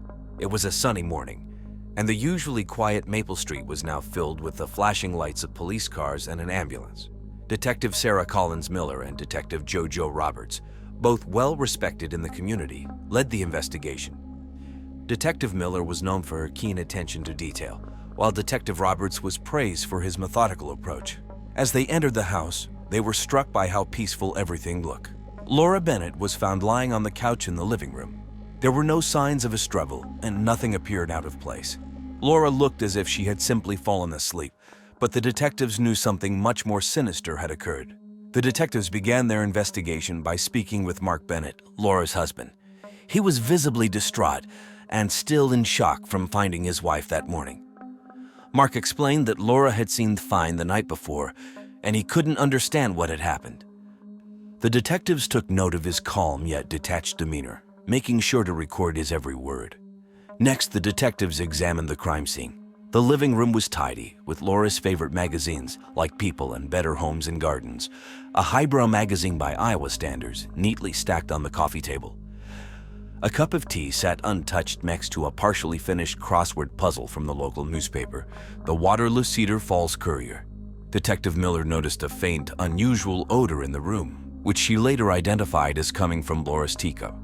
The police called in a forensic team to collect samples and gather evidence. They carefully bagged the teacup and its contents, hoping to find clues about what had caused Laura's sudden death. Detective Roberts directed the team to check for any fingerprints or traces of foreign substances in the room. They also searched the house for any signs of forced entry, but found none, suggesting that Laura knew her killer. Based on the initial findings, the detectives suspected poisoning but needed confirmation. Further examination revealed the cause of death: poisoning by aconitine, a potent toxin derived from the aconite plant, which induced cardiac arrest. As the investigation progressed, the detectives used various tools to gather more information. They interviewed neighbors and friends, reviewed Laura's recent activities, and checked her phone and email records. Each piece of evidence was carefully logged and analyzed. Detective Miller and Detective Roberts knew they had a challenging case ahead of them. Laura's death was a mystery, but they were determined to uncover the truth and bring justice to the Bennett family and the community of Waterloo. The first suspect the police focused on was Mark Bennett, Laura's 45-year-old husband. Mark, a high school basketball coach, was known for his reserved and meticulous nature. Recently, Mark had been acting distant and stressed, which raised suspicions about his involvement in Laura's death. His calm but detached demeanor during the initial questioning had also been noted by the detectives. Detective Sarah Collins Miller and Detective Joe Roberts brought Mark in for further questioning at the Waterloo Police Department. The interrogation room was small, with gray walls and a single table with chairs. The atmosphere was tense as the detectives began their questions. Mark, we need you to tell us about your relationship with Laura. We had our ups and downs, like any couple, but I loved her. She was everything to me. Recently, did you notice any changes in Laura's behavior or health? No, she seemed fine. Busy with her salon and planning that fundraiser. The detectives then asked about the night before Laura's death. Mark explained that they had dinner together and watched their favorite TV shows, including The Big Bang Theory, American #1 show at the time. He said they went to bed around 10 p.m. and everything seemed normal. But Mark's stress and distant behavior in the weeks leading up to Laura's death couldn't be ignored. Mark, we found out that Laura had a large life insurance policy. Can you explain that? Yes, we got the policy a few years ago. It was just to be safe. We never thought we'd need it. The detectives noted his response but needed more. They pressed him further about his recent stress. Mark admitted that work had been overwhelming, but he denied any involvement in Laura's death. His calm demeanor began to crack as the questioning continued. Despite his emotional response, the detectives knew they had to keep all possibilities open. Mark had a possible motive with the life insurance money, and his recent behavior raised red flags. They decided to follow up with more interviews and background checks on Mark's activities and relationships. Mark was allowed to go home but remained under close watch. The detectives were determined to find out if his reserved exterior hid a darker side, or if he was just a grieving husband caught in a nightmare. The investigation into Laura Bennett's death took a startling turn when suspicion fell on Bobby Lynette, an 18-year-old senior at Waterloo High School. Bobby, known for his outgoing personality and athletic prowess, was a close friend and personal trainer to Laura. However, rumors swirled about a possible sexual relationship between Bobby and Laura's husband, Mark Bennett, who was also his basketball coach, adding a layer of complexity to the case. Detective Collins Miller, leading the investigation, interviewed Bobby at the local police station. Bobby, dressed in his high school football jersey, appeared nervous but cooperative. He denied any involvement in Laura's death and expressed shock and sadness at the news. However, his body language betrayed his unease, and Detective Collins Miller sensed there was more to his story. To gather more information, Detective Collins Miller spoke with Laura's friends and acquaintances. They revealed that Laura and Bobby spent a lot of time together, both at the gym and socializing outside of training sessions. Some even mentioned seeing them together at local events, such as the August Festival held at Lincoln Park. The local media picked up on the story, spreading lurid stories about the nature of Bobby's relationship with Laura and his possible motives. The small town of Waterloo buzzed with gossip, with everyone eager to learn more about the young man at the center of the investigation. As the investigation continued, Detective Ogle-Miller delved deeper into Bobby's background. She discovered that Bobby had a troubled family history, with his parents going through a messy divorce earlier that year. His friends described him as impulsive and hot-headed, prone to outbursts of anger. During further questioning, Bobby's demeanor changed. He became defensive and agitated, insisting that he had nothing to do with Laura's death. However, his inconsistent statements and evasive answers only raised more suspicion. Detective Ogle-Miller knew she had to tread carefully. With Bobby's popularity in the community as a football and basketball star and the lack of concrete evidence linking him to the crime, building a case against him would be extremely challenging. But she was determined to uncover the truth and bring justice to Laura and her grieving family. As the sun set on Waterloo in August of 2009, the investigation into Laura Bennett's death continued, with Bobby Lynette at the center of the storm. In the midst of the investigation into Laura Bennett's tragic death, a new piece of evidence emerged, casting a shadow of doubt over the case. On a bright August morning in Waterloo, Iowa, a neighbor stumbled upon a torn piece of paper while taking out the trash. The paper, partially soaked from recent rainfall, turned out to be a torn fragment of a love letter. It was addressed to Mark Bennett, Laura's husband, and signed by David Reynolds, a local florist. The discovery of the torn letter sent shockwaves through the community and breathed new life into the investigation. Detective Sarah Collins Miller, leading the case, wasted no time in analyzing the letter. Despite its partial state that the content hinted at a long-term sexual relationship between Mark and David, adding a layer of complexity to the already intricate web of suspects and motives. Meanwhile, forensic experts meticulously examined the torn letter for fingerprints and DNA evidence. Every detail, no matter how small, was scrutinized in the quest for answers. The letter, now a crucial piece of evidence, held the potential to unravel the mystery surrounding Laura's death and bring her killer to justice. As the investigation unfolded, tensions rose in Waterloo. Residents anxiously awaited updates on the case, hoping for closure and justice for Laura and her grieving family. Detective Collins Miller remained focused and determined, her unwavering commitment to the truth driving her forward in the pursuit of justice. David Reynolds, a 27-year-old florist, became the third suspect in Laura Bennett's mysterious death. David was known around Waterloo for his friendly personality and his flower shop, David's Blossoms, which he had run for 5 years. His secret romance with Mark Bennett had started 10 years ago, when David was a high school student and Mark was his basketball coach. This revelation shocked the quiet conservative community. Adding fuel to the already hot fire, David had an argument with Laura a week before her death.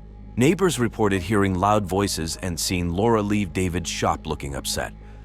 This argument, coupled with David's intense emotions towards Mark, raised suspicions. On August 19, 2009, David was brought in for questioning at the Waterloo Police Department. During the interrogation, David was nervous and shaky. Detective Collins Miller asked him about his relationship with Mark and the argument with Laura. David admitted to the affair but denied any involvement in Laura's death. I love Mark, but I would never hurt Laura. She didn't deserve this. What about the argument you two had? Laura found out about the affair and confronted me. She was angry, but I promised her I would end it with Mark. I didn't want to cause any more pain. David's emotional state and conflicting statements made him appear suspicious. He struggled to keep his story straight, especially when asked about his whereabouts on the night of Laura's death. He claimed he was at home, alone, watching The Big Bang Theory, something no one could verify. The investigation into David's past also revealed a pattern of obsessive behavior. Former friends described him as intensely focused on his relationships, sometimes to an unhealthy degree. This information, along with his nervous demeanor during questioning, made Detective Collins believe he could be capable of something drastic.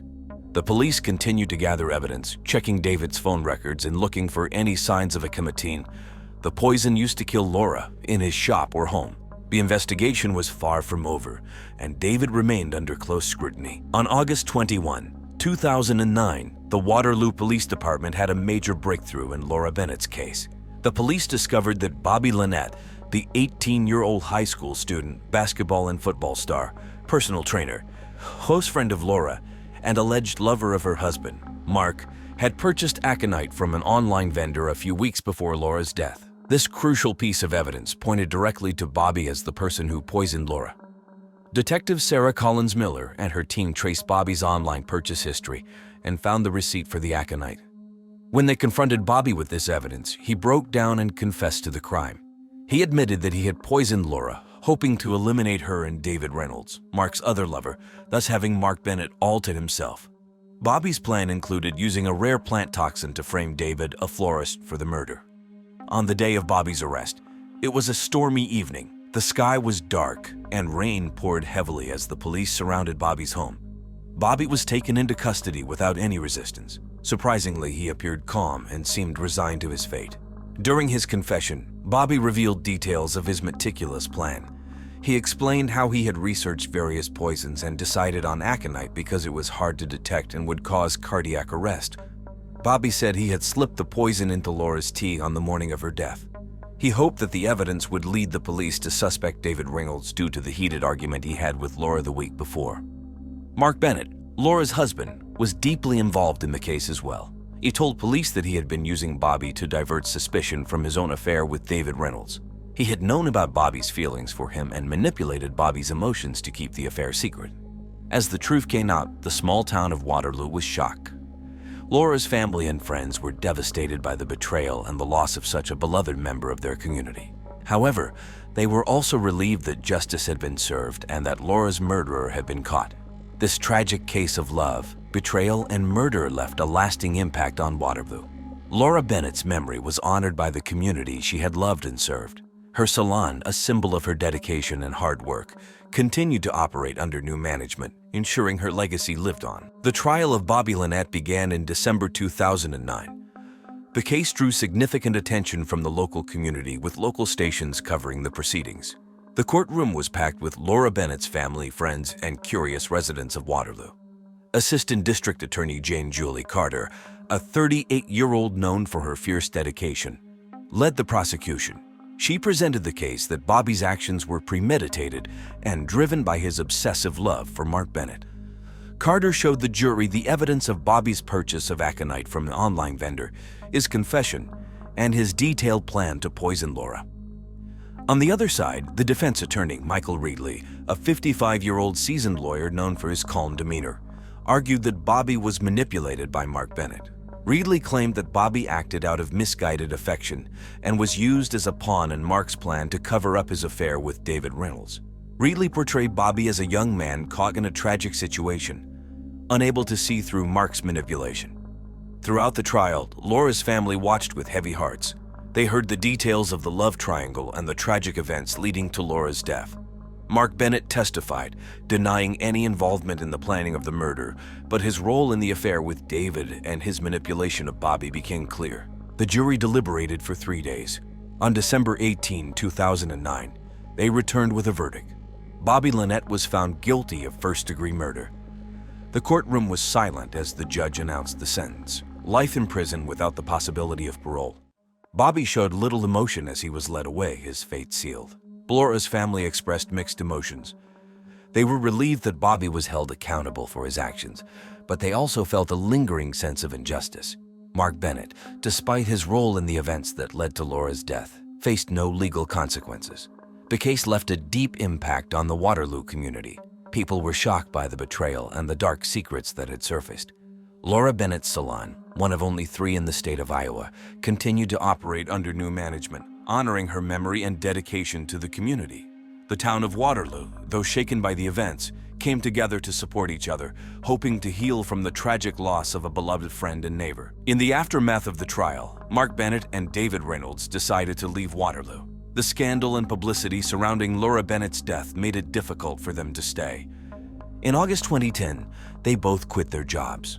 Mark as a high school basketball coach and David as a florist. They moved to Sacramento, California, hoping to start anew and escape the shadow of the tragedy. In California, Mark and David worked hard to rebuild their lives.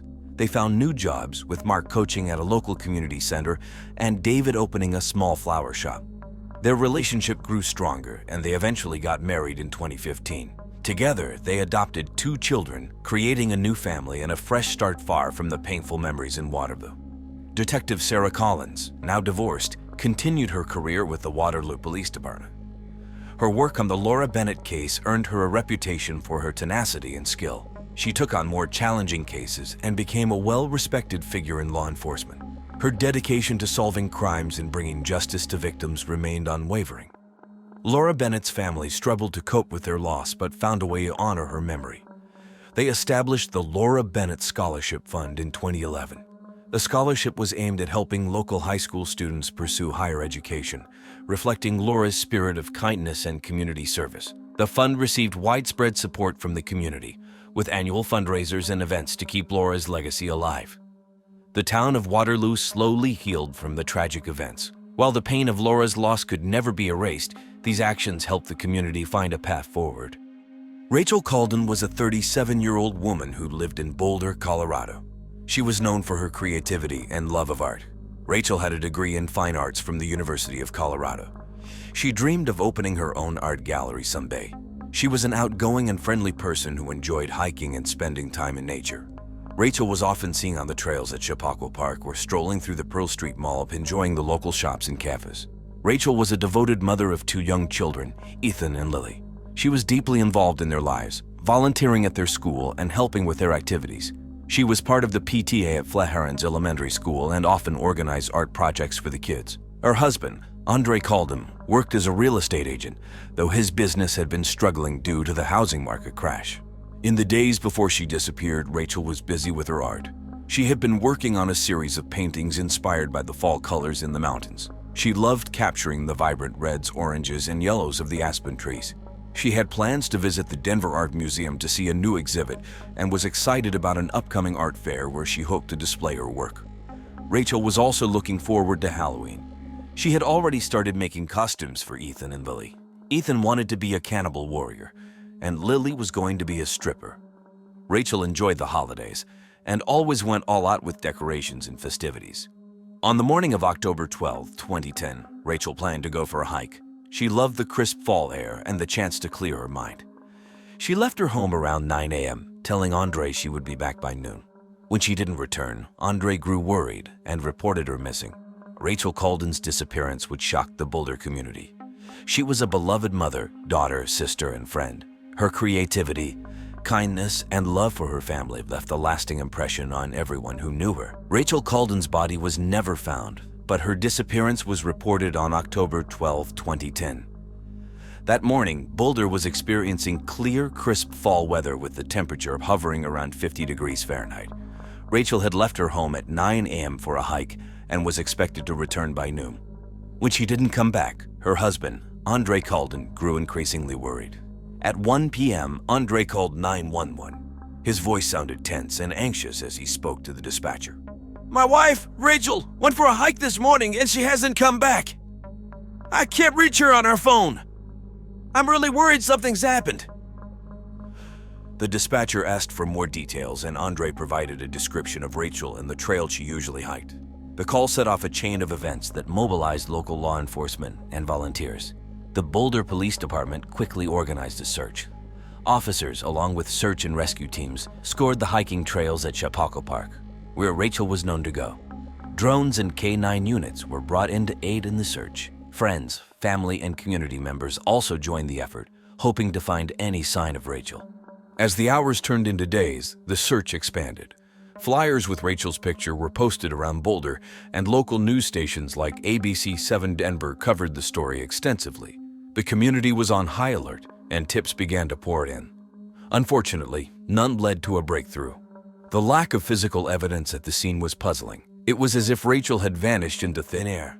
The search was hampered by the vast and rugged terrain of the area, making it difficult to cover every inch. Rachel's family and friends were devastated. Her parents pleaded with the public for any information that could help find their daughter. Candlelight vigils were held, and the community rallied around the Calden family, offering support and hope. Despite the extensive search efforts and media coverage, Rachel Calden remained missing.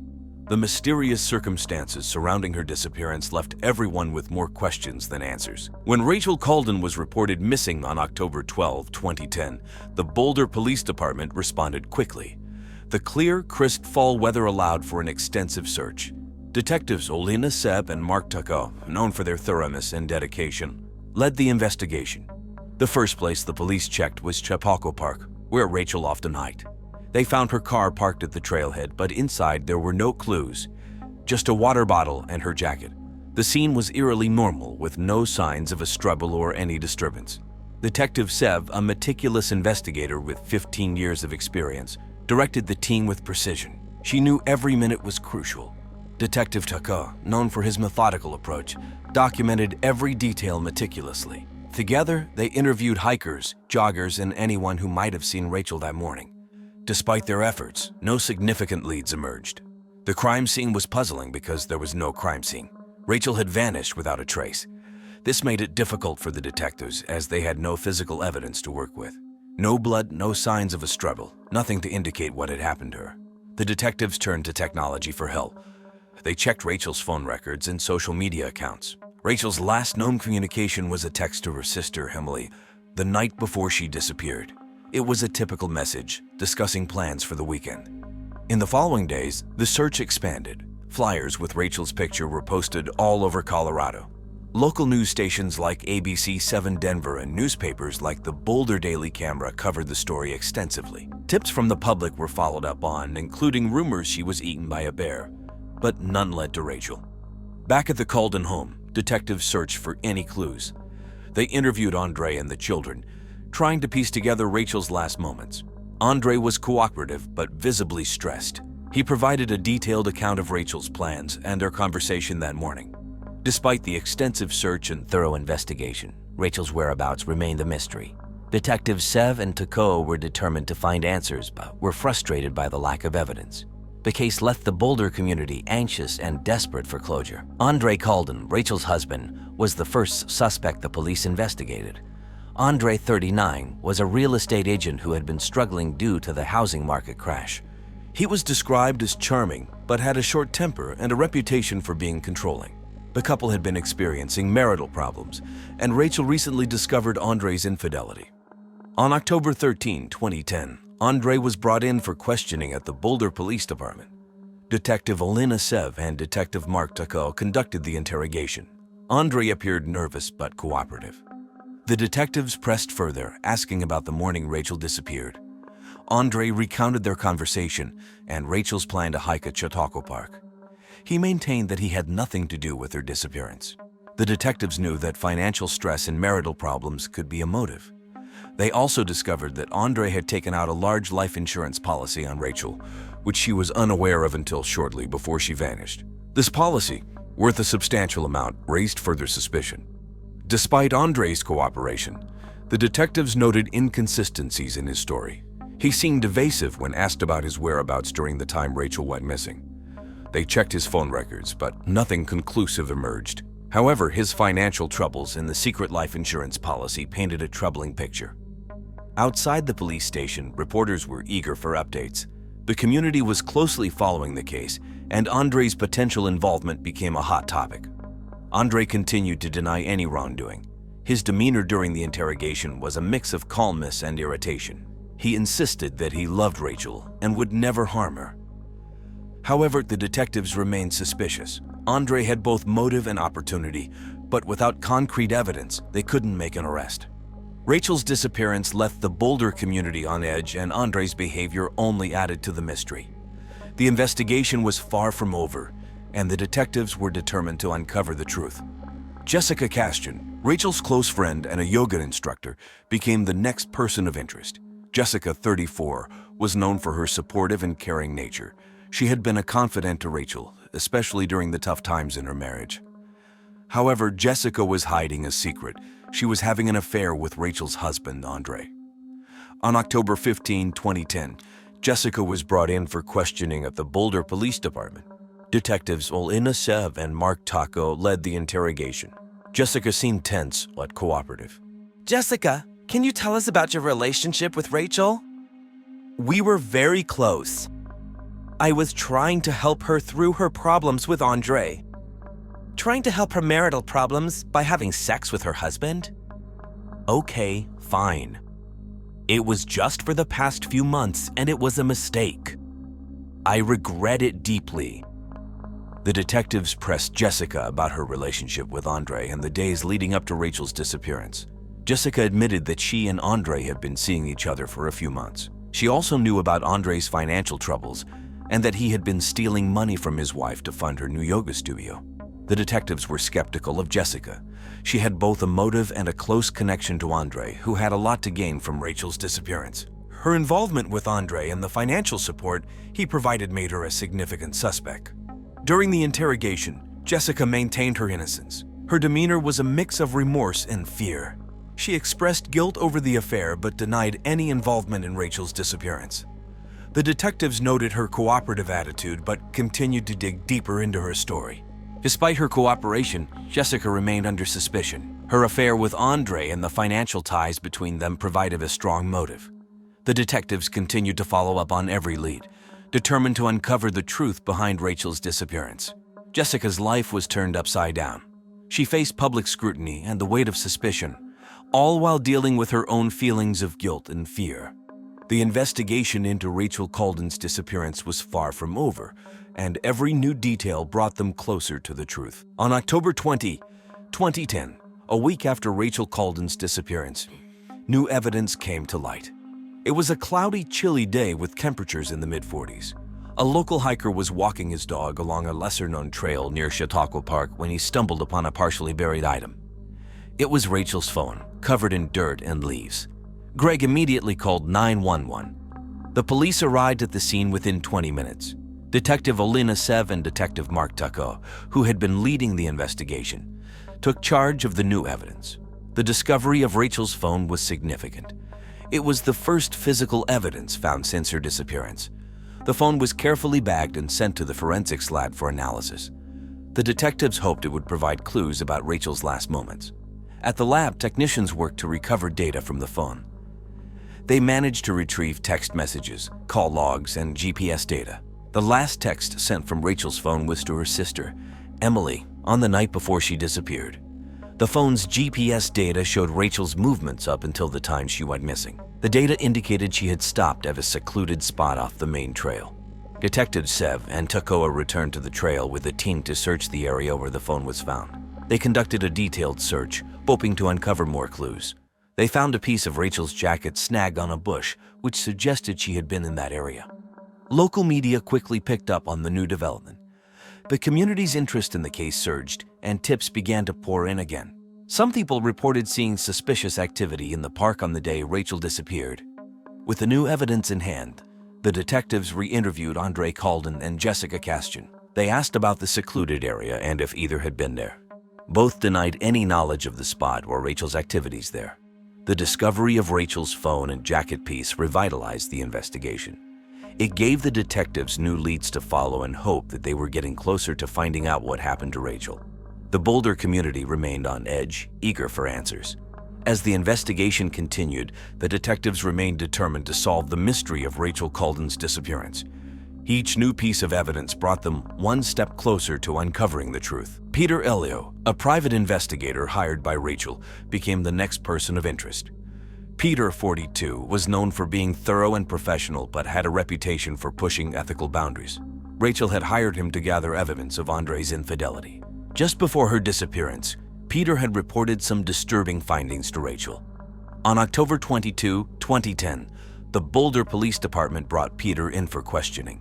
Detectives Olena Sev and Mark Tucko conducted the interrogation. Peter appeared confident but slightly nervous as he recounted his work for Rachel. Peter explained that Rachel had hired him to investigate her husband, Andre. She suspected Andre of cheating, and Peter's investigation confirmed those suspicions. He met Rachel on October 10 to give her a report detailing Andre's affairs. Rachel was upset but determined to confront Andre, according to Peter. The detectives pressed Peter about his methods. He confessed to sometimes bending the rules to get information, raising concerns about the reliability of his findings. They discovered that Peter had fabricated some of his reports to take more money from Rachel. Business had been slow for him, and he saw an opportunity to make extra cash. He insisted that he never thought it would harm anyone, and that he never imagined Rachel would go missing. Despite his questionable ethics, Peter maintained his innocence regarding Rachel's disappearance. He stated that he only wanted to help her and had nothing to do with her vanishing. The detectives noted his mix of confidence and anxiety as he provided detailed accounts of his work. His financial motives and fabricated reports, however, made him a significant suspect. Local media, including ABC 7 Denver and the Boulder Daily Camera, closely followed the developments. The community was eager for answers, and Peter's involvement added another layer of complexity to the case. The detectives continued to investigate his actions, hoping to uncover more clues. Peter's life was under intense scrutiny.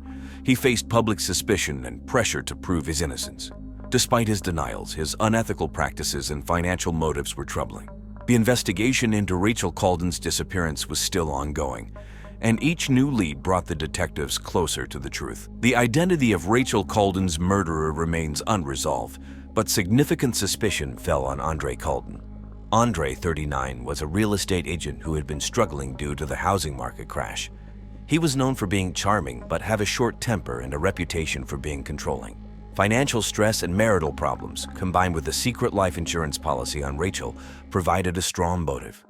On October 25, 2010, a crucial breakthrough came when the detectives discovered the hidden life insurance policy Andre had taken out on Rachel, worth a substantial amount. This policy, activated just weeks before Rachel's disappearance, had been hidden from her. Jessica Castian, feeling guilt-ridden, admitted to knowing about the policy but denied any involvement in the murder. The Boulder Police Department moved quickly to arrest Andre. It was a chilly, overcast day with temperatures in the low 50s. Detectives Olena Sev and Mark Taco led the arrest, arriving at Andre's home early in the morning. The community was tense, with local media closely following the events.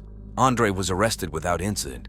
He appeared surprised but remained composed during the arrest. He was charged with murder, and the news spread rapidly throughout Boulder. Rachel's family expressed relief that a key suspect was in custody but remained anxious for justice. As Andre was taken into custody, the police continued to gather evidence. They focused on the financial motive, including the life insurance policy and the money Andre had stolen from Rachel to fund Jessica's yoga studio. The detectives believed Andre had planned Rachel's disappearance to solve his financial problems and start a new life with Jessica. The case against Andre was strong, but not airtight. The lack of Rachel's body and concrete physical evidence made it challenging. Nevertheless, the detectives were determined to pursue justice. Andre's arrest brought mixed reactions. Some believed he was guilty, while others felt the evidence was circumstantial. Rachel's family and friends were devastated by the entire ordeal. They hoped for a resolution. The Boulder community remained on edge as the legal process unfolded. Andre's behavior and financial troubles painted a compelling picture, but the case was far from closed. The detectives continued their work, searching for more evidence and following every lead. The trial of Andre Calden began on November 15, 2012. The courtroom was packed with local residents, reporters from ABC 7 Denver, and journalists from the Boulder Daily Camera. The prosecution was led by District Attorney Julia Tarot, a seasoned prosecutor known for her tough stance on crime. She was 45 years old, sharp, and determined to get justice for Rachel. Tarot laid out the prosecution's case, focusing on Andre's financial troubles, his affair with Jessica Castian, and the secret life insurance policy he had taken out on Rachel. She argued that Andre had the motive, opportunity, and financial desperation to plan Rachel's disappearance and murder. Ladies and gentlemen of the jury, the evidence shows that Andre Calden stood to gain a substantial amount of money from Rachel's death. He was in financial ruin and saw this as his way out, Tarot stated firmly in her opening argument. The defense was handled by Hans Stomias, a 50-year-old defense attorney known for his calm demeanor and meticulous approach. Tomias argued that the evidence against Andre was circumstantial. He pointed out the lack of a body and direct physical evidence linking Andre to Rachel's disappearance. Rachel's family watched the trial with heavy hearts. Her sister, Emily, was often seen in the courtroom, holding back tears. The community was divided, with some supporting the prosecution's narrative and others doubting the strength of the evidence. After 2 weeks of intense testimony and careful examination, the jury deliberated. On November 29, 2012, they returned with a verdict. Andre Calden was found not guilty due to insufficient evidence. The courtroom was silent as the verdict was read, followed by a mix of gasps and murmurs from the audience. Rachel's family was devastated by the verdict. They felt justice had not been served. Emily Tarot, the prosecutor, expressed her disappointment but respected the jury's decision. Andre's reaction to the verdict was subdued. He maintained his innocence throughout the trial and expressed relief at the outcome. However, he knew that public suspicion would linger. The verdict had a profound impact on Rachel's family and friends. They struggled with the outcome, feeling that Rachel's memory had not been honored. The community, too, was left with lingering doubts and unresolved questions. The trial's conclusion did little to alleviate the pain and uncertainty surrounding Rachel's disappearance. For many, it was a reminder of the complexities of the justice system and the challenges of finding the truth. The case remained open, and the search for answers continued. After the trial, the lives of those involved in Rachel Calden's case took different paths. Andre Calden, found not guilty, struggled to rebuild his life. The community of Boulder remained suspicious of him. He tried to continue his career in real estate, but faced significant obstacles. His reputation was tarnished, and clients were wary. Andre eventually moved away from Boulder, seeking a fresh start in Canada, his home country. Jessica Castian, the yoga instructor and Andre's secret lover, also faced a challenging aftermath. The revelation of her affair with Andre and her involvement in the scandal affected her professional life. Her yoga studio, which had been funded by money stolen from Rachel, lost many clients. Jessica publicly apologized and tried to distance herself from the controversy. She continued teaching yoga, but on a much smaller scale. Peter Elio, the private investigator, was under scrutiny for his unethical practices. His reputation in the investigative community was damaged beyond repair. He faced legal consequences for falsifying reports and defrauding Rachel. Peter struggled to find work and eventually left the profession. The public and media coverage of his involvement in the case made it difficult for him to regain trust. Rachel's family, particularly her sister Luana, continued to seek answers and justice. Emily became a vocal advocate for missing persons and victims of unsolved crimes. She worked closely with local organizations, raising awareness and pushing for continued investigation into her sister's disappearance. The emotional toll on Rachel's children was immense. They received counseling and support from family and community members. The Boulder community, marked by the tragedy, rallied around Rachel's family. Local events, like the annual Rachel Calden Memorial Hike, were organized to honor her memory and support efforts to find the truth. The case was a reminder of the importance of community solidarity and support. As time passed, the story of Rachel Calden continued to be a significant part of Boulder's history.